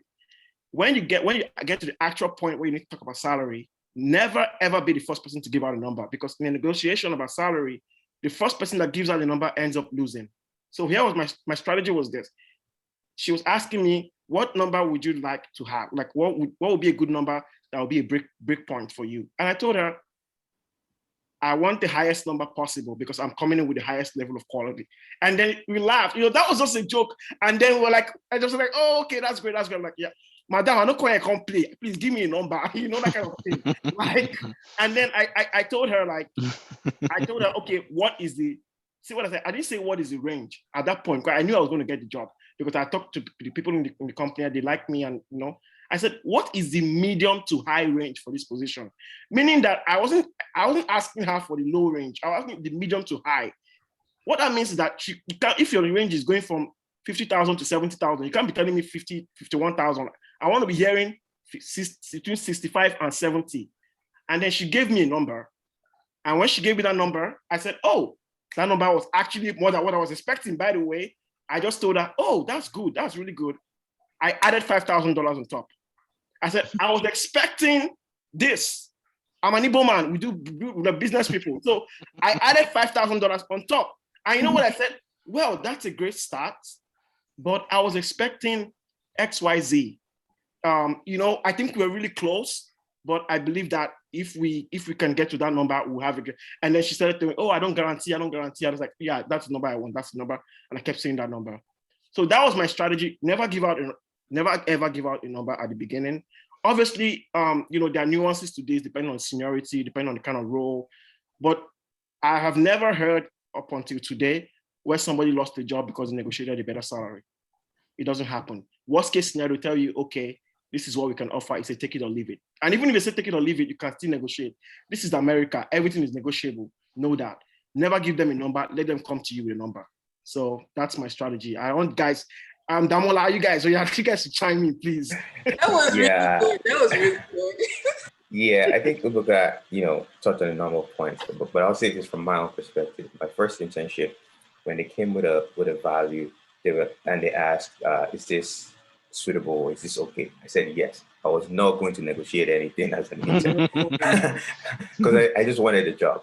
However, you can always negotiate. That's the point I'm trying to make.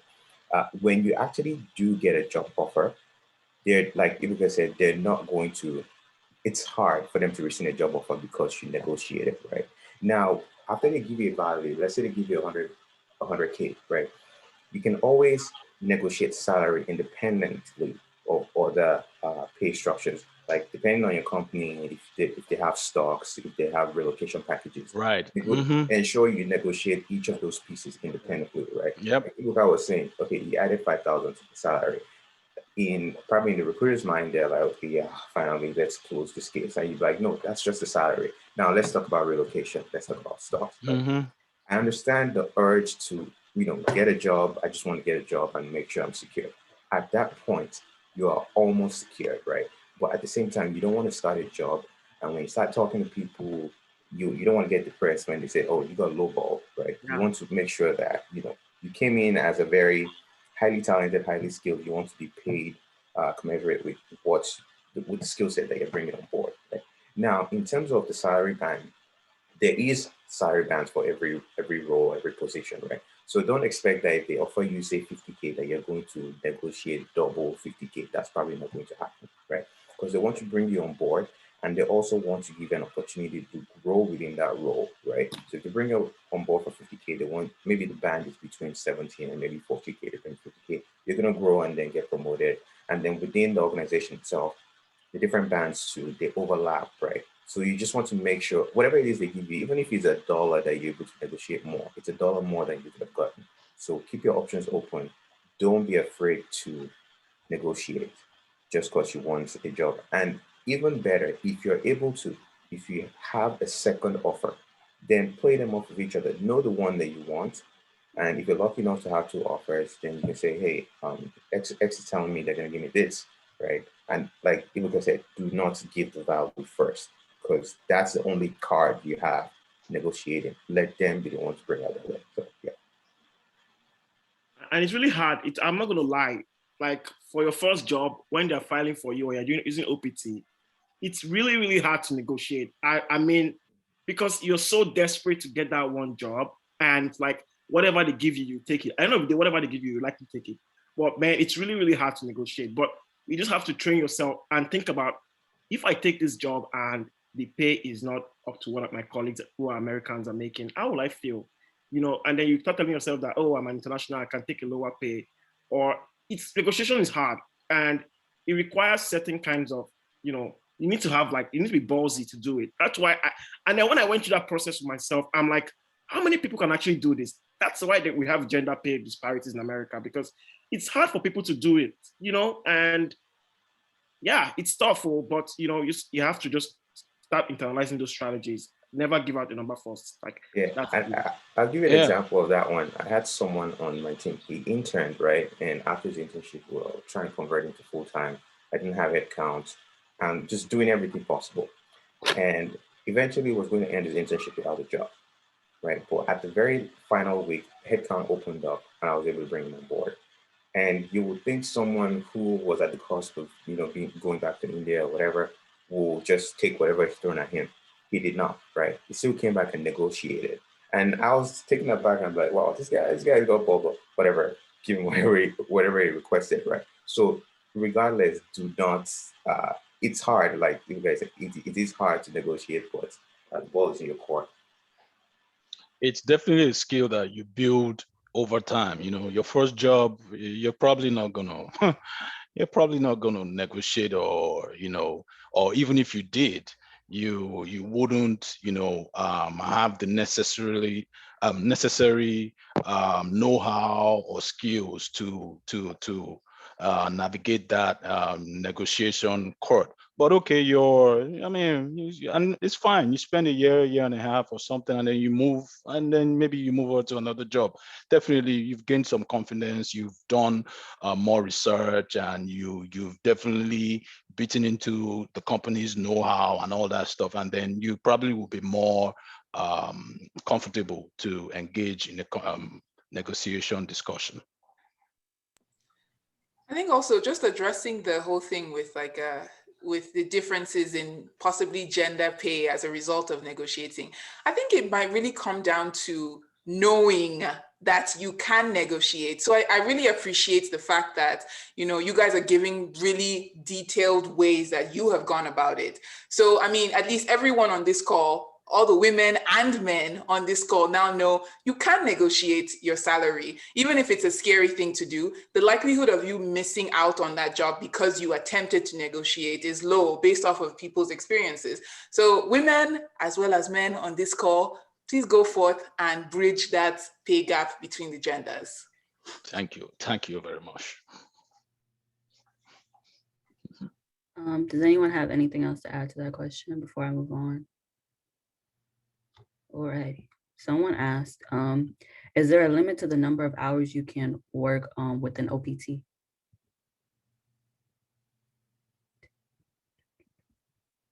On OPT, you can work full-time. I don't know of any limitations to full-time by whatever the company defines full-time. So I don't think there's, and you guys can chime in. I don't think there is.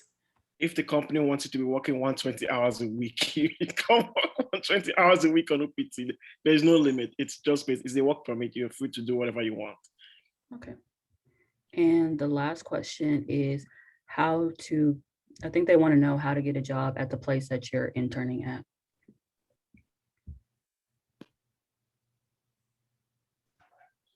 Oh, the person is asking for a transition from an internship to maybe people can. Oh. So in my experience, the company that I interned for was the actual company I ended up working for as well. However, it wasn't the same team. So one thing I will say is, while you're doing an internship is more of like a dating period, like you're interviewing for a full-time job. Because if you did really well, there's a higher possibility that the company will want to bring you on board full-time, because it's hard to hire anybody, especially full-time, right? With internship, at least, you know, if this person sucks, I don't have to deal with the long-term blowback of that, right? After internship, the person reapplies, I don't want. So for almost every company, they have like a feedback mechanism that after internship, was this person successful? If yes, you're kind of in a different pool of candidates, because you work with that company, you've understood the culture, you know how things work really. So for new jobs that open up, even if you don't end up going back to the team that you interned with, you stand a better chance of being hired by another team within that company. So in terms of how you go about navigating that, I would say, first of all, it's like standing at the junction and looking around. And if no one knows what you want, no one will be able to help you, right? So you have to communicate with your manager that, hey, not just the first day, right? You want to ensure that hey, you're doing the job, you're doing great, gain feedback, and let them know that you're interested in full time. And don't put all your eggs in one basket by relying on your hiring manager. Ensure that during your internship you're taking advantage of all the different avenues and possibilities and opportunities that the company provides. Right? Reach out to other hiring managers. Network, network, network. You're probably going to get a job via networking than what you actually did at your job. So just make sure that you're open to communicate with people, and also reach out to the people who actually make the decisions, right? You might be friends with all the other folks who are doing the job, but they're not the ones who are actually going to make the call to hire folks. They can put in a good word, right? But make sure that you are having conversations and letting people know what you're doing, right? And what you want. I think that will be helpful in transitioning to full time. And Damola also mentioned with headcount and not knowing headcount yet, that could feel discouraging sometimes to the person, but at least you can hear from the story he just told that even after it was a while that they had a chance to then tell the person that they want to get them on board for full time. So pretty much, I think maybe even still keeping in touch and still just, making sure that connection with the company doesn't just fizzle out, still keeping in touch with maybe your hiring manager and other people that you knew in the company, even if your internship has been over for a while, that might help. And Damola, do you think so, or? Yes, definitely, because after my internship, by the time I was about to graduate, about a couple months, I reached out to my manager during my internship, say, hey, I'm about to graduate. What's up? Is this job happening or what? Right? And they said, right now I don't have it count. So there isn't much hiring manager can do at that point, right? But you're already in the system. So reach out, and once you apply, you want to call out your work experience, right? Like someone was saying earlier, how am I supposed to get job experience if you don't give me a job? Right? So for as much as possible, if possible, try and get an internship. Right? It doesn't disqualify you if you don't have an internship, but at least it gives you a leg up that you have some experience. And it's easier to get that while in school than looking for a full-time job. So that's what I'll say. Yeah. Thank you guys very much. So we've come to the end of the Q&A session. So I first of all, just want to say on behalf of the ACSA, I want to say a big thank you to all our speakers today. You guys shared some very important insights on how to successfully navigate this post-graduation period. I also wanted to recognize the presence of certain ACSA associated faculty members. Dr. Salau and Mr. Abuaku were here today, so I do thank them for joining us. To all the ACSA members and international students who attended this conference, I thank you for your participation, and I encourage you to apply the tips that we have heard here today to make our journey here very fruitful. So I want to wish everybody a great day and a happy rest of the weekend. So right now, like all other international students that are not ACSA members can leave the group and leave the conference now. But if you're an ACSA member, please stay back as Dr. Akande would be giving us some information about the scholarship to ACSA members. Thank you again. No item 7. What do you mean by not ACCA members? Sorry? What do you mean by those who are not ACCA members? Oh yeah, so we also had some other international students online. So yeah, so now. Okay. Yeah. I see. Well, I suppose if they want to be ACSA members, right, they can hang out. Yeah. And I was going to mention, Shay, do you live in Sterling? Because the furniture behind you looks like Sterling furniture. Sorry? No, I was just kidding. Okay, I was saying the furniture behind you looks like Sterling furniture. Yep, it looks like Sterling. Mm-hmm. Yeah. Well, I don't think it's called Sterling anymore. Maybe University Apartments or something. So I know.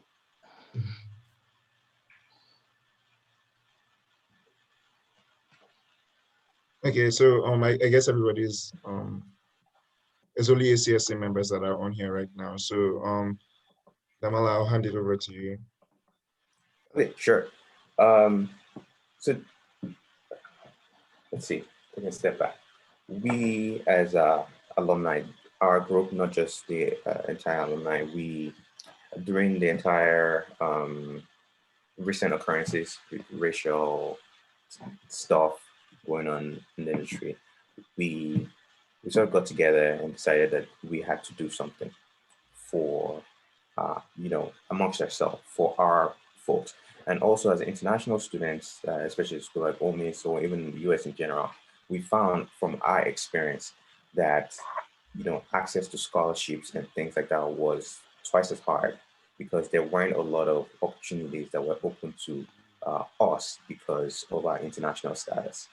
And in order to solve that, right, if folks like us who've gone through that and seen the problems don't do anything about it, it's hard for someone else to do that for us.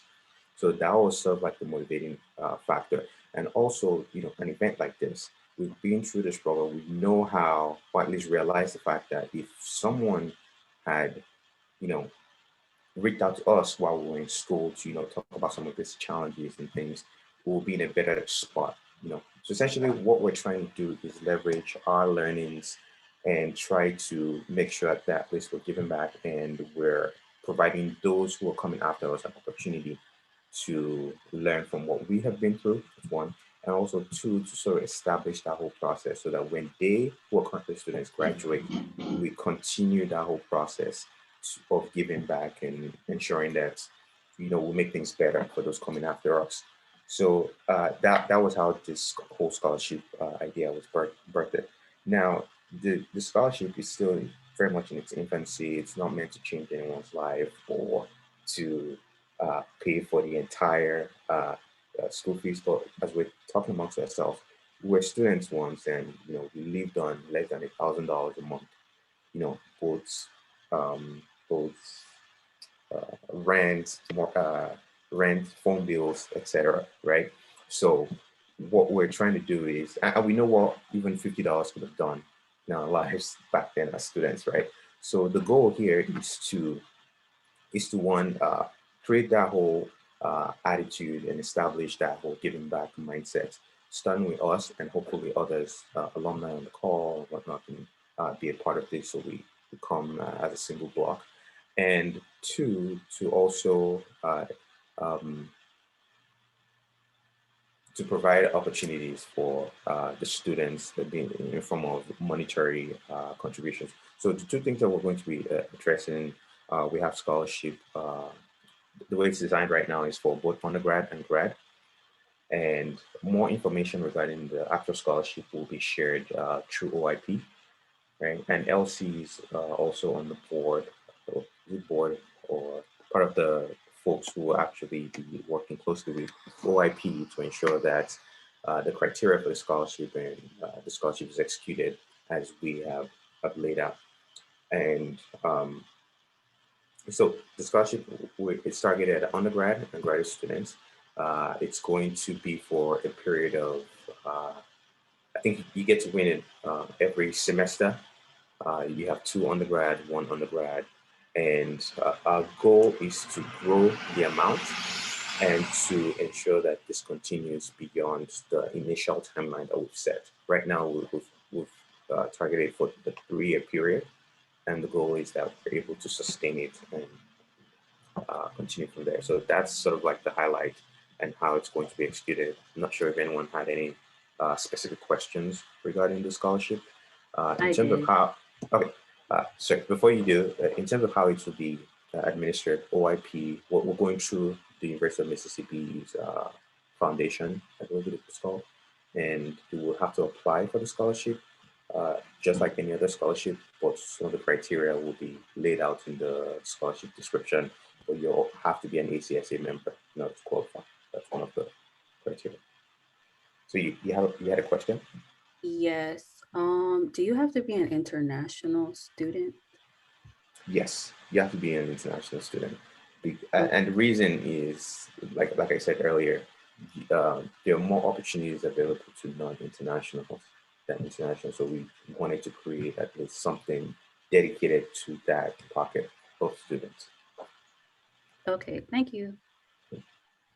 And I don't know if Tsuji or any one of the alumni that is part of this effort also wants to provide a comment, Blaze or anyone else.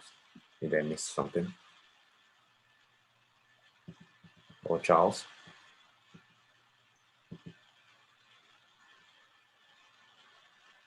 No? Okay. TJ, Yeah. say something now. Hey everyone, sorry I had to take a break from what I was doing. So basically, Damola said everything we're trying to do just to provide a tiny stipend for the students. So because we kind of realized that, you all might be going through same stuff as we did while we were students. And this is just a group of guys coming together trying to give back to the community. So nothing so big. And I believe in the coming days, if that has not been done already, they've already reached out to the students on the process of applying for the scholarship. So just want to encourage everyone to put in for this scholarship. Like I said, nothing big. It's just something, just a little bit might, do a lot in somebody's life, so to speak. So encouraging everybody, get out there once the applications come out, put in your application and, may the best guy win. So nothing big. And in case there's any other alumni that is still on the call, this is a call for them to be able to join this endeavor as well and contribute to the General Scholarship Fund. So, and this is a plea to you guys as students as well. When you eventually get out of the university system and you get into your various, spheres of life, always, think about the university and think about the students and see what you can do to always, try to give back to the community as well. And I know there's been a lot of talks. I try to listen in. I've been kind of like had a very busy day, but one thing maybe somebody mentioned in it is that community service, giving back to your community, is a very good example to always mention when you're interviewing or put that on your resume as well. So that's just an additional nugget I'm throwing back in. It's been a very great session. Thanks to everyone that attended. So back to you, Damola. Great. Yeah. Let me come in there. Just to continue from where Tuji stopped. He said nothing big. I want to correct Tunji and everyone here. This is something big. It is not nothing big, because if we say nothing big, it creates a precedent. I don't know. I can't tell you how old. Well, while I was at Ole Miss, it was ACA. Now it's ACSA. Next 10 years, it will be something else. But this is the first initiative that is happening, and the groundwork has been laid. A lot of thought and effort was put into this, so it is something big. And forget about the monetary value. I think the thought, that we guys, look back at where we came from and, put our heads together, brainstorm with this, brainstorm to come up with this idea, and especially the originator in Damola. I think it is a very great effort. So it is, we shouldn't call it, small. This is something small, like, how we typically do in Nigeria, put 5 naira in our hands and took it inside someone's pocket, say, take this small something, use it to buy chewing gum. No, it's more than that. This is big. So I want everybody, the people who are going to end up, well, the students where, the pockets of the students where these monies are going to end up in, I want them to look at it as, it is still our sweat. It is our sweat in terms of effort and time that we put into this. It might not be the greatest monetary value, but our sweat and effort that we put into bringing this opportunity and making it live, making it go live is, we can't put any amount to that. It's invaluable. So please, let us treat this as something that will be passed down to, you learn from us, pass down to the next generation, next set, or next row of students that will come in. So let's just build on that, please. To chime in on what Blaze said, honestly, when Damola brought this to me at first, I was really impressed, because the thing is, a lot of people who have graduated and gone off in their life, they might think about Ole Miss, but then if there's no structure in place for this kind of thing, they might not do anything, because they're going to think it's really like 5 naira that they're putting in your hand. But now they have come together and they've set up this let's say platform by which any other alumni could actually invest into. So as you graduate from Ole Miss, one day later, you're an alum. So you can actually turn right back and invest into the community that you came out of. So I think it is a really great opportunity. And I think they're also being humble, because the amounts that I've heard are not chicken change. So it is going to be substantial to the students that get it. And regardless of that, I think it's an amazing initiative. So we should be hearing from OIP, and the application should be rolling out really soon. And everyone should definitely put your applications in.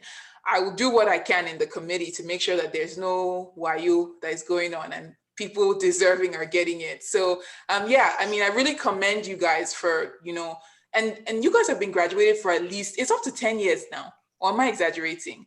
It's been a minute that they've been gone from Ole Miss, and they thought about Ole Miss to, start this initiative and start. And in fact, I've literally seen like endowment funds that have grown in exponentially in just a few years. So I can't imagine what this will be in just a couple of years, because Nigeria, they carry last first off, then talk about the rest of the African countries and the Caribbean. I know that everyone's going to be doing really great things once they graduate. And so imagine all of those people investing back into this. It's going to be something amazing in no time at all. So thank you guys.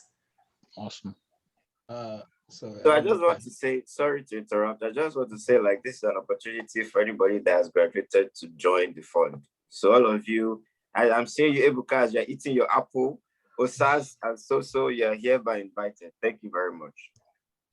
Yes, I also want to, let me use the language, chime in to add to the fact that, yes, it is a big thing. A mustard seed might be small, but by the time you put it on the ground, then you will see that it's actually big. Okay, so apart from the amount and everything that have been said, it gives us an identity. Because when I came to this school, I was really hustling for external scholarship. There was nowhere I didn't go to, to look for external scholarship for Africans, and I saw none. And it was very terrible. Up to today, I get up to 2 or 3 emails a week of opportunities of external scholarship and nothing for Africans. I went to search with language because I'm working on Pidgin English. I couldn't see anything. The ones I ever saw was not, there was a comma in it that cut us off. So anything Africa and Caribbean, I couldn't see anything scholarship. Then why other people are seeing it. And when you talk about an association, people want to see what am I gaining for joining an association. And we didn't have that for a long time. Okay, the only thing we do is just tell people there will be free food. There will be free food. That was the motivation to get people to join the association. But apart from that, what else? We started taking off. Let's start giving each other awards. Those awards, we could put it in our CV and all those kind of things, because people want to know why. Why should I be a part of this group? What am I gaining? That's the reason why people want to join. Yeah, this gives us an identity, and that's a big thing, to have an identity in a foreign language and in a foreign land, especially African, Caribbean. That's the reason why we had to also come together, because we are the least among the least. we are the minority among the minority. So thank you very much for the initiative, and hopefully, as way open for some of us, will join, and the mustard seed will get bigger. Thank you very much. Awesome. Hey guys, can you hear me? Yeah. Yeah, this is Charles here. Sorry I joined late, but I've been listening in and just wanted to really commend Damola for this initiative. He was the main pioneer in terms of this initiative, and we talked about the struggles. You know, this was really tipped off and tipped over. Well, I'll say tipped over the line after the George Floyd issue, racial problems that we had last year. And we came together and really started thinking about what we can do from our end, right? And so this sprung up, and I'm very, very happy to see where we are right now. So thank you, Damola, for that, and Elsie as well. I know you've been doing a lot of work in the background, trying to get this, rolling. So thanks to you as well, and also everybody here on this meeting. I'm happy to see people involved, people on the call, people asking questions, people engaged. This is really great, and I hope that we can keep this momentum. I can only imagine the kind of value or how I would have felt if we had this type of engagement when I was still back there. I mean, this is amazing, and it's really up to you guys. It's up to us to keep this thing going, right? So I'll just say, guys, stay engaged with this thing. Contribute where you can. Doesn't always have to be monetary, organization, speeches, write-ups, whatever it is. Just feel free to always make sure that you're part of something. However small you can contribute, just do what you can. And as you can see, this thing started just by a little effort, and we've come this far. And like I said earlier, I'm very proud of everybody. Just keep it up. Thanks.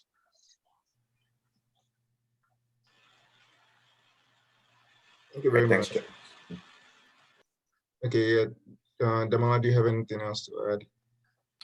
No, I think everyone who's chimed in so far, they've pretty much covered all the bases. Just wanted to reiterate what Charles just said. Thanks to everyone who's involved. There are a lot of folks involved in the background on this who are probably not even on the call right now, and which is okay as well.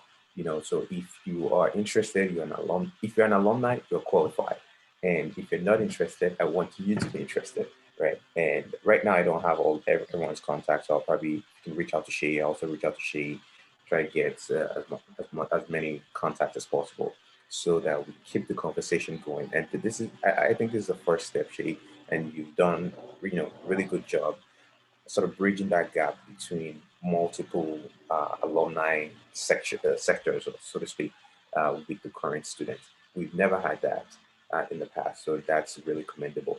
And the other thing is, let's just keep the conversation going, keep the momentum going, and I think this has a possibility of growing into something much bigger than it currently is. And it's up to people like you and I to continue this process, really, ensure that we're providing opportunities for others upcoming to do greater things than we were able to achieve. So, thanks. All right, then. Thank you, guys. Thank you, everyone, for attending this meeting. So, yeah, we've come to the end of the meeting right now. So, yeah, I'll see you guys later. Have a great weekend. At 7. Bye, guys. Yeah. All right, guys. Thank you all very much. Yeah. Bye. Great job, Cine. I enjoyed it.